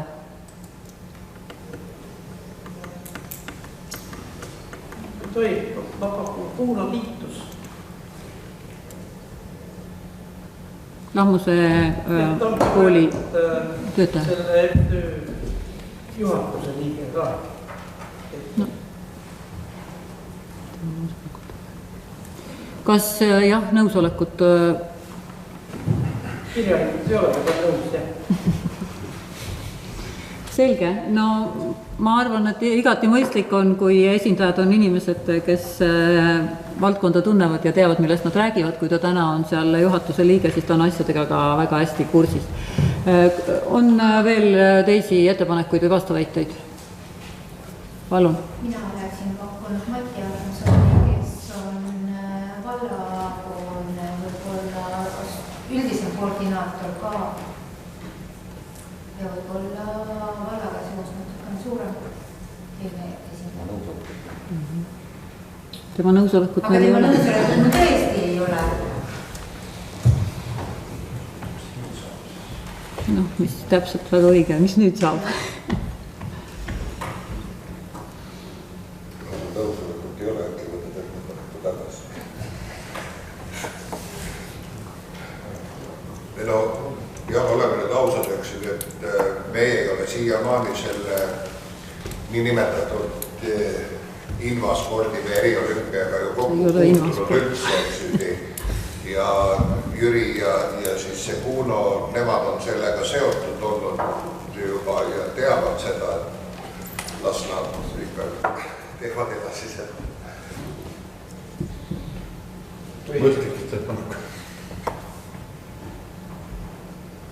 Ma loodan ka, et me võime selle juurde jääda, et ilma nõusolekuta me ikkagi kedagi siia ei määra. Et kui enamus on nõus, ka see vajab eraldi hääletamist, et see punkt 2 jääks siis sõnastuses nimetada ühenduse üldkoosolekule valla esindajaks Jüri Hansen ja tema asendajaks Kuuno Tiitus. Ja kui te olete sellega nõus ja eraldi hääletamist ei nõua, siis läheb hääletamisele eelnõu tervikuna, kes on selle eelnõu number 280 vastuvõtmise poolt, palun käega märkama.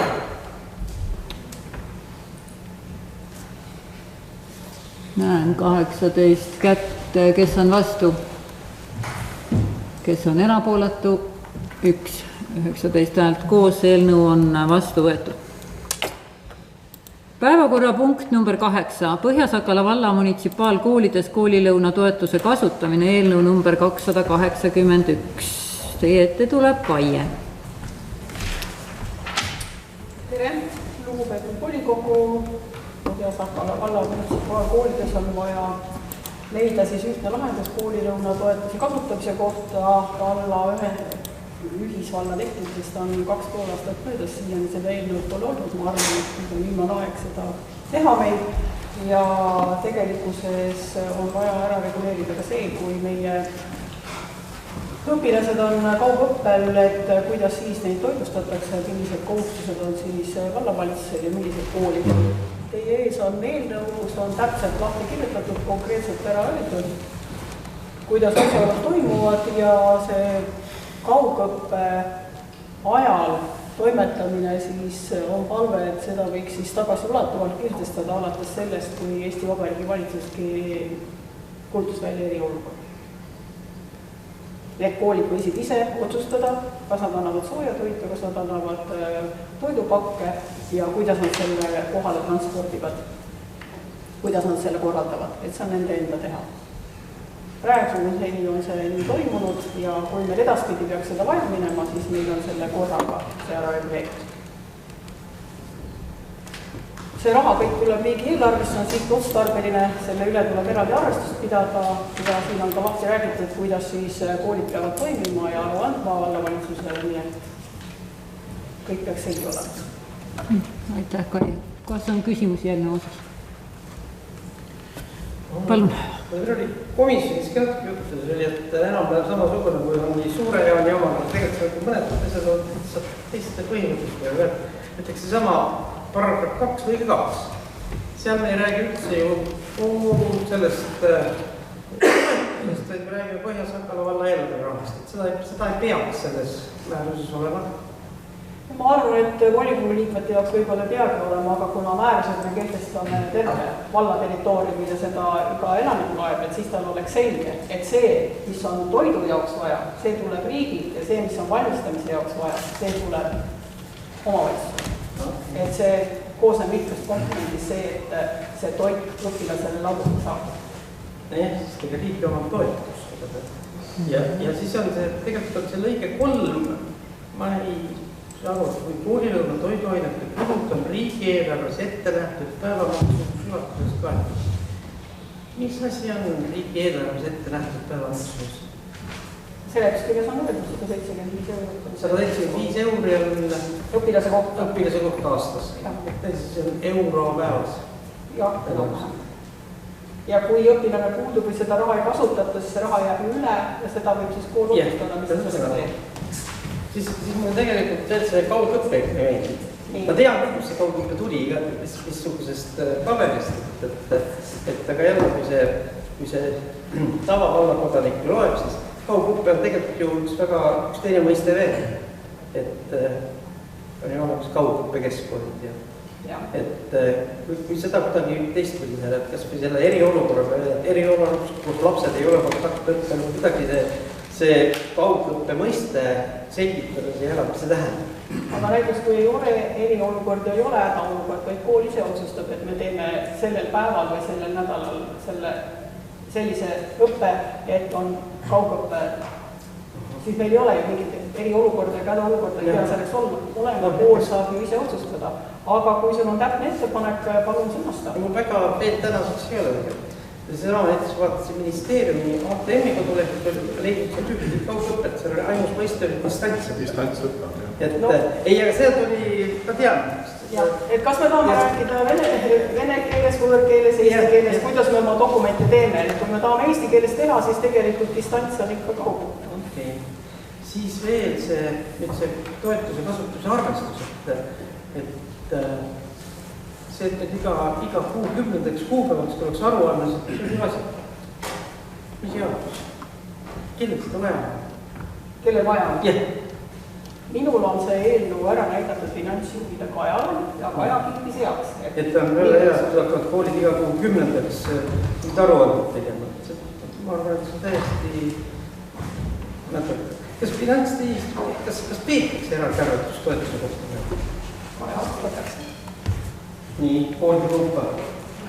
Aga kus siiamaani ei ole... Igal koolidel on oma programm, tähendab see koolidel on selle toidutuses, kus toiduained antakse, toidu valmisega, siis seal on programmi, seal tulevad ei, ma tean, jah, meil on ka olemas seda, aga me ei ole üheks või kuupäeval tegema mingit arvamust teinud, tegema. Aga lihtsalt me saame niimoodi ülevaade, kus olukord ja koolis on, millised on rahalised vahendid, millised on kulud, millised mitte kulud. Et teile tuleb see programmist, te ei pea käsid seda kokku liikma. See tuleb meile teaveks, et me teame, et me peame sellega arvestama.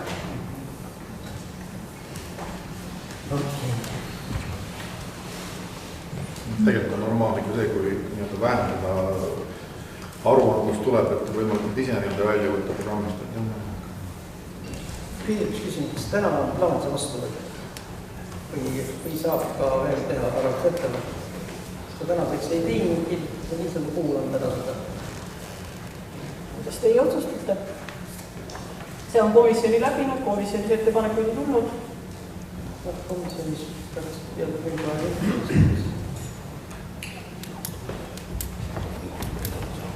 eelnõu on õigel ajal esitatud.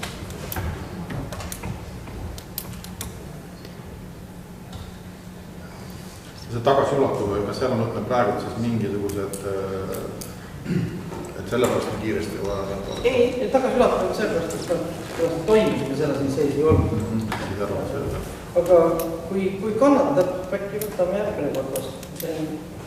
Teen konkreetsed ettepanekud. See on volikogu otsus.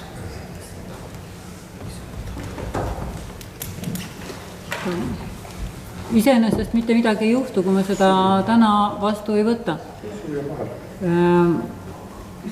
Küll aga ma omalt poolt ütlen, et meil on volikogus päevakorras ja päevakorda tulemas piisavalt asju ja piisavalt suuri asju, mida me ühtegi korda pole jõudnud käsitleda, räägime üldplaneeringust või hariduse arengukavast tervikuna. Et ma arvan, et me saame mõistlikult ikkagi oma erakorralise aasta tööd tehtud, kui me menetleme asju mõistlikult, ehk kui eelnõud lähevad komisjonidele välja, siis lähevadki nad ju selleks, et te saaks teha ettepanek. Ja sellel ajal tulebki neid ettepanekuid teha. Et see, et avastada kogu aeg istungil, et oleks nüüd tahtnud küsida, aga ei küsinud, see pole tegelikult päris hea praktika. Kõigil on võimalus ettepanekuid mõistliku aja jooksul teha, eelnõud on tulnud õigel ajal, ei ole probleemi olnud. Ja mis puudutab seda mõistet, siis minu isiklikul teadmisel täna kaugõpet ei kasutata kõrgkoolides õppe kirjeldamiseks, aga see on minu isiklik arvamus. Kuna mina siiski ühtegi konkreetset ettepanekut ei kuulnud, siis minu ettepanek on ikkagi eelnõu täna vastu võtta. Panen hääletusele eelnõu number 281, kes on selle vastuvõtmise poolt, palun käega märku anda.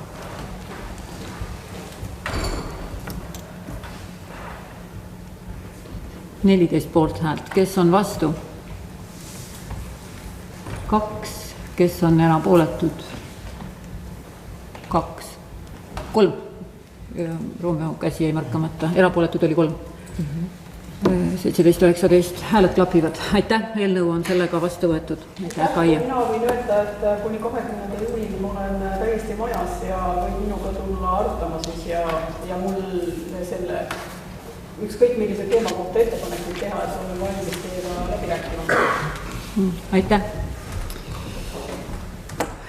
Oleme päevakorra 8 punkti läbinud ja 2 tunni täitumiseni on veel aega. 9. punkt, info. Infot on volikogule tulnud sellel kuu jooksul palju. Esimene info, mis on laekunud ka kõigile volinikele, 3. juunil allkirjastas revisjonikomisjon akti ja annan siis sõna Siimule. Tere, et kõigepealt vaatan natuke ka kantselei natuke kriitikat nüüd ka valla kantselei suunas. Nimelt me saatsime 10. juunil antud akti, aga miskipärast pandi akt dokumendi registris taha poole arusaamatult 3. juunile. selles suhtes, et saabumise kuupäev on 10, sest selle kuupäeva tuleb anda.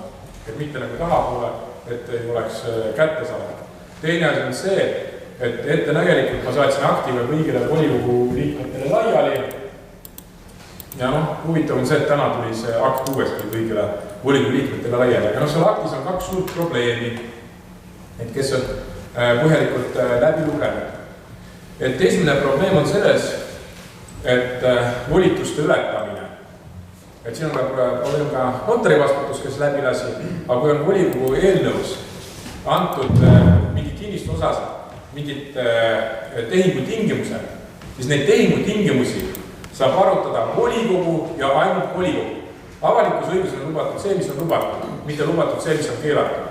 Ja ilmselgelt, kui on kinnistu võõrandamine kolmandatele isikutele ja loed tingimusi, et volikogu ei pidanud seda vajalikuks, on selge, et notar oleks pidanud keelduma ja antud eelnõu osas saatma volikogule uueks arutamiseks, kas anda kolmandate inimestele või mitte. Või kui on mingi akt või punkt on tõesti, et seadusega ei ole kooskõlas, siis ainult ja ainult volikogu saab viia selle kooskõlla. Selles suhtes mitte see, et tuleb mingi volitatud inimene, et jätame paljud punktid üldse seal aktis ära, siis vaadatakse, kas volikogu täipab, et kas see peab olema reguleeritud või mitte. Ja siis pärast öeldakse, et volikogu ei pidanud vajalikuks, mis on umbmäärane, mis on nagu alusetu, sest mis ongi see probleem, et siin on tingimused, et siin on 2 osapoolt, et kes on nagu vastutada ühte inimest, kahjuks enam vastutada ei saa, kuna on selgelt enam ei tööta ja oleks nagu, on selgelt koondamise tõttu või sellest struktuuri tõttu. Aga teine probleem on ka see, et kuidas notar läbi lasi, ma mäletan, kuidas omal ajal varem vallavanematega, kuidas igat detaili anti, kui midagi meeldib notar, siis saadeti volikokku tagasi. Aga tõsisem probleem, mis on siin veel keerulisem, on see, et isegi teate, et mis alusel, et mitte volikogu otsus polnud aluseks volitusel, vaid on vallavanema volitus, on aluseks teha tehingu. Ja korruptsioonivastase seadusega me hakkasin neid paragrahvi üle kordama, et ehtne näide on see, kuidas oleks pidanud talitama, et oleks pidanud talitama see, et kui tuleb isik, kes on puudutatud isik, vallavanemaga, siis oleks pidanud tulema see volikokku ja volikogu andma volituse, kinnitama nii edasi.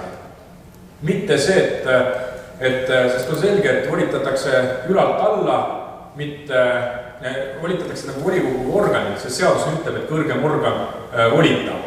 Pelgalt see, et seal on kirjutatud eelnõusse asendaja, see ei ole pädev argument, põhjusel on see, et volikogu ei teadnud, kes võidab elamumaa hoonestusõiguse kruntide pakkumised. Seda ei olnud võimalik ette näha ja pealegi näha, millist dokumenti notar arvestab. Ta peab seda volitust panema ilmselgelt volikogu volituse osas. Et selles suhtes on nagu arusaamatu ja ilmselgelt on siin nagu risk, et toimingu piiranguga on probleemid, kui selles suhtes, et ei tohi niimoodi, et ülemus volitab alluvalt, et pääseb toimingu piirangu rikkumisest. Et kui oleks käitutud nii nagu siin Pilistare koguduse raha jagamisel, et seal oli niimoodi, et Pilistare koguduse eraldati toetust, vallavanem on selge, et on vallavalitsuses, keegi teine ei saa seda vastu võtta, kanti volikogule otsustamiseks, aga kuna tema rutiinotsusega sõltumata sellest, kes on võimul või mis iganes on võimul, ja siis oleks seda käitutud. Aga ütleks niimoodi, et ilmselgelt, et tõenäosus on selge, et kas volikogu oleks selle tavaliselt kinnitanud, tõenäosus võib olla, aga antud juhul nagu on nagu arusaamatu, et sellist nagu volitust, mis on nagu, mille kooskõla on küsitav korruptsioonivastase seadusega, et ma olen nagu imestanud, et notar sellist asja aksepteeris ja on selge, et antud asja tuleb päevavalgele tuua. Revisjonikomisjon tegi põhjaliku akti, te olete lugenud, ma panin kõik vastavad dokumendid, kõik on ära tähendatud või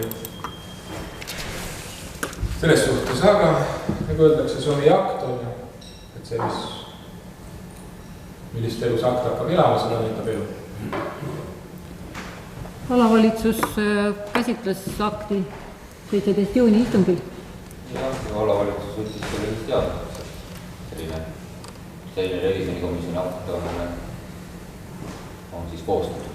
Ja teine probleem on see Kalevi Kaabi volituses, et kuna kuupäev on 2021 valimistega, siis ta on kehtiv, sest notari volitus saab tühistada notariaalse volitusega, volituse lõpetamine. Et on selge, et süss ütleb, ükskõik näiteks on selge, et kui on tugevam vorm, siis tugevam näiteks on selge, siis saab tugevama vormi muuta tugeva vormiga. Et selles suhtes, et Kalevi Kaur on selle, ma imestan, et kasutatakse notariaalvolitusi, et peaks ad hoc korras olema, et see üldvolitus, et loomulikult, et see, kas ta on tühistatud, kas ta on kehtiv, või on selge, et see tuleb tühistada, sest on selge, kui inimene ei tööta, siis mis alusel ta teeb, sest ta paistab kehtiv volitus olema ja pole notariaalselt teist, mis tühistaks selle volituse.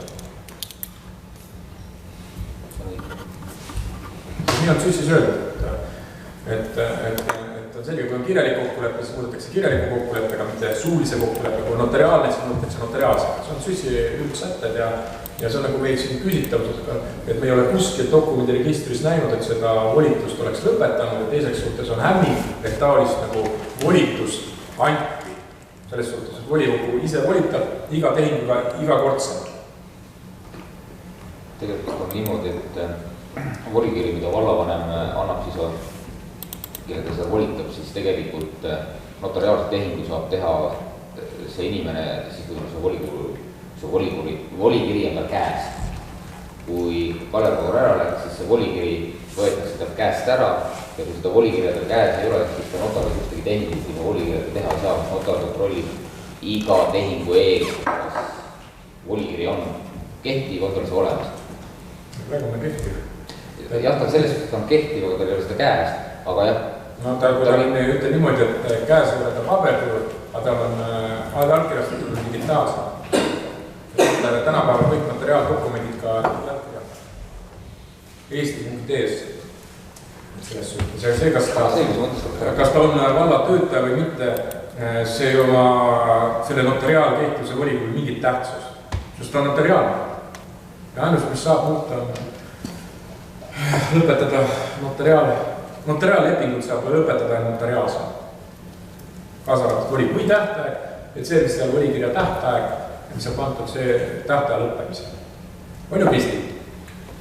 Just nii, aga ma segan siin vahepeal vahele siia sellele teemale, et mis puudutab seda kantseleile etteheidet, siis siin meil on ka teile suur palve üleüldse, et meie kantseleil on väga raske eraldada kirjasid, kui meile saadetakse hoopis teise teemaga vastuskiri. Et ongi sulle näite, et sa oled saatnud selle 10. juunil ÜP eelnõu arutelud uued kuupäevad. Selle väljavõtte alla oled saatnud kirja laiali volikogu liikmetele. Ja see sama pöördumine registreeritud meil ilusti kenasti kantseleis järgmisel tööpäeval, ehk siis 11.06.2020. Ja Veronika Ling saatis täna ta seetõttu uuesti välja volikogu liikmetele, sellepärast, et meie infol oli keegi saamata jäänud sinu kirja või sinu pöördumise. Ja edaspidi me tõesti palume, et ka sinu Siim saadetud kirjad, pöördumised oleksid ilusti kenasti meil saadetud õige pealkirjaga, õigel ajal ja ta tegelikult ütleme, et need dokumendid, mis seal sisus on, et need võiks ka olla ikka õige kuupäevaga. Et muus osas meil palved ei ole, et siis me saaksime ka need pöördumised ja asjaga ilusti kenasti ära fikseerida. Aga selles osas ütleme, et kantsel ei ole siin hetkel küll absoluutselt mitte midagi valesti teinud.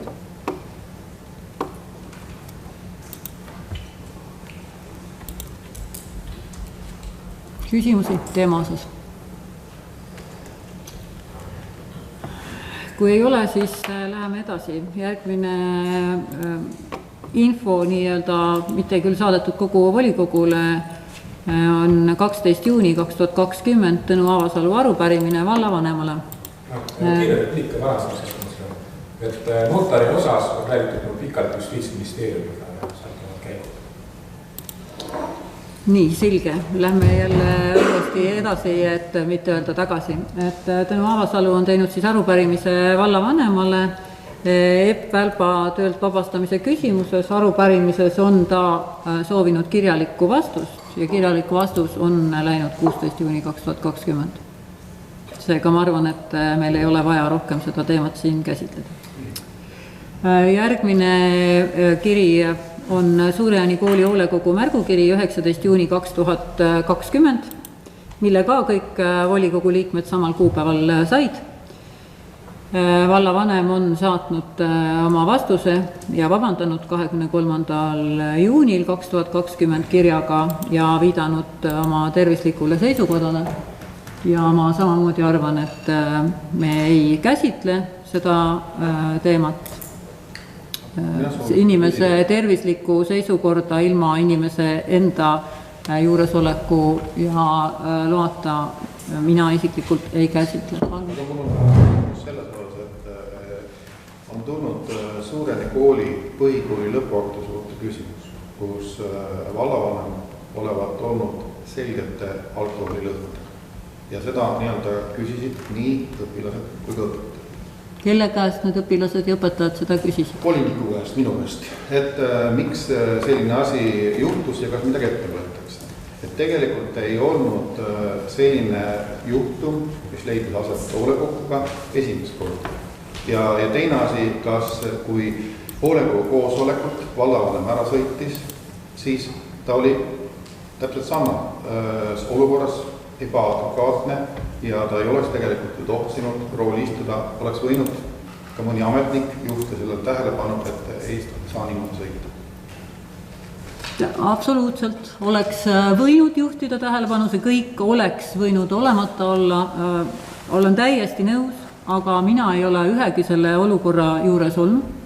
Mina ei kommenteeri mitte ühtegi kellegi oletust ja leian, et ka volikogu saal ei ole koht, kus kellegi oletusi kommenteeritakse. Meil on olemas konkreetne märgukiri, meil on olemas vallavanema isiklik vastus teda puudutavale asjale. Rohkem meil täna midagi oletada ega kommenteerida ei ole. Küsin konkreetse küsimus, kas koalitsioon kavatseb arutada seda teemat või loete sellega lõppenuks? Ei loe lõppenuks. Aga aega on olnud liiga vähe, et konkreetselt vastata. Võib ma küsin korra, mis see hoolekogu kirja oli koostatud hoolekogus või peale hoolekogu või hoolekogus või? Ja kõik hoolekogu liikmed viibisid sama kirja koostamisele. Ma lihtsalt küsin, mul nagu jääb aru saamata, et kuna see kirja oli koostatud, mis kuupäevas, kas seal on kuupäev ka peale? Mina võin kommenteerida. Jah. Hoolekogu koosolek selline oli läbitud. Osad liikmed lahkusid ja siis kõik jäid selliste nägudega vaatama, et kuulge, mis asi see praegu oli ja siis see teema võeti arutusele. Et see ei olnud tõesti ametliku hoolekogu mingi, ma ei tea, päevakorras selles mõttes.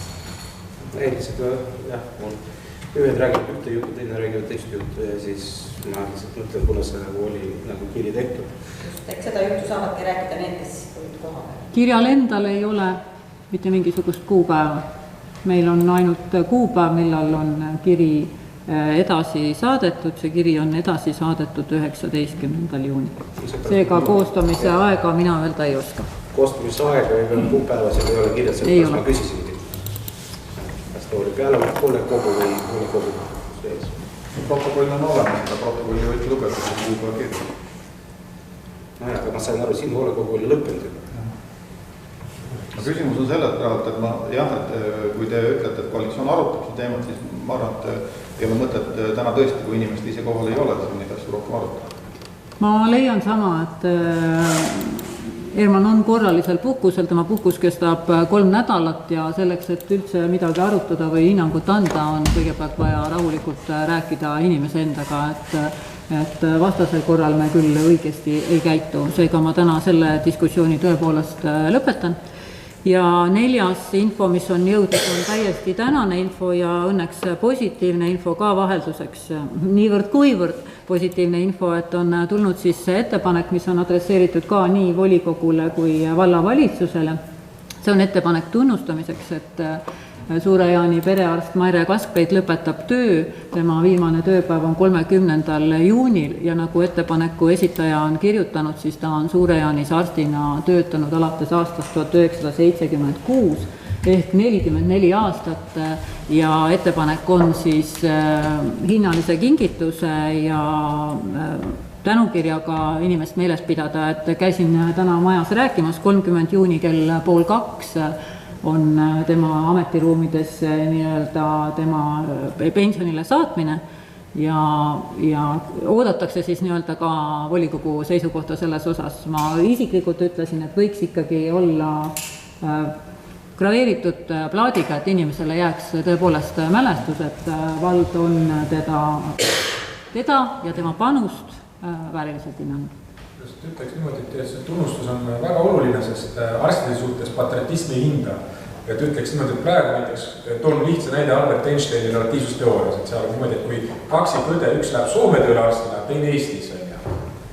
See on sama nagu, et kaks kaksikõde kosmonauti, üks läheb kosmosesse, ei vanane ja teine maa peal vanane. Aga nüüd on selge, et Soomes teenitakse, niimoodi 9000 eurot makstakse sageli palka ja see, kes Eestis ja kes ülikooli lõpetanud, siis seda patriotismi on selge, et ta näeb, et need, kes Soomes töötavad, neil on üks elujärg, need, kes Eestis töötavad, ei ole samasugune elujärg ilmselgelt ja seda enam hinnata neid inimesi, kes on nagu maal ja nagu öeldakse, pühendanud elu ilusesse piirkonda. Maks hääletada ka või? Kas vajab see ettepanek hääletust? Ma usun, et siin ei ole midagi hääletada. Meil on ainus kogu selle nii-öelda tunnustamise juures on ainult üks mure, et leida siis vääriline asendaja, et see on kõige suurem küsimus. Ei tohi infot jagada, ütles just sotsiaalosakonna juhataja mulle enne, et väikene variant on leida inimene ja väga loodame, et juuli esimesel nädalal on pikem läbirääkimised, et see inimene leitakse, sest muidu tema nimekirjaga on suuri raskusi, et ega see lihtne asi ei ole. Aga loodame, et siia tuleb positiivne jätk. Minu poolt info on kõik, küsin, kas on veel kellelgi sõnasoovi küsimusi. Kui ei ole, aitäh, väga tubli töö, saime peaaegu 2 tunniga hakkama, natuke jäi suitsupaus hiljaks, aga kohtume siis augustis, aga kindlasti me kirjutame teile, et nagu me enne arutasime, jälle millalgi varem, et tahaks augustis teha 2 päevast väljasõiduga arutelu, enne kui nüüd see 26. august ametlik istung on ja võtta mõned põhiasjad, sealhulgas üldplaneering, sealhulgas eelarvestrateegia, mis jälle peab ju aastavada pikenema ja nii edasi lauale. Et me katsume vallavalitsusega kiiresti kokku leppida kuupäevade osas ja anda teile teada. Aga ilusat suve ja puhkust kõigile. Aitäh!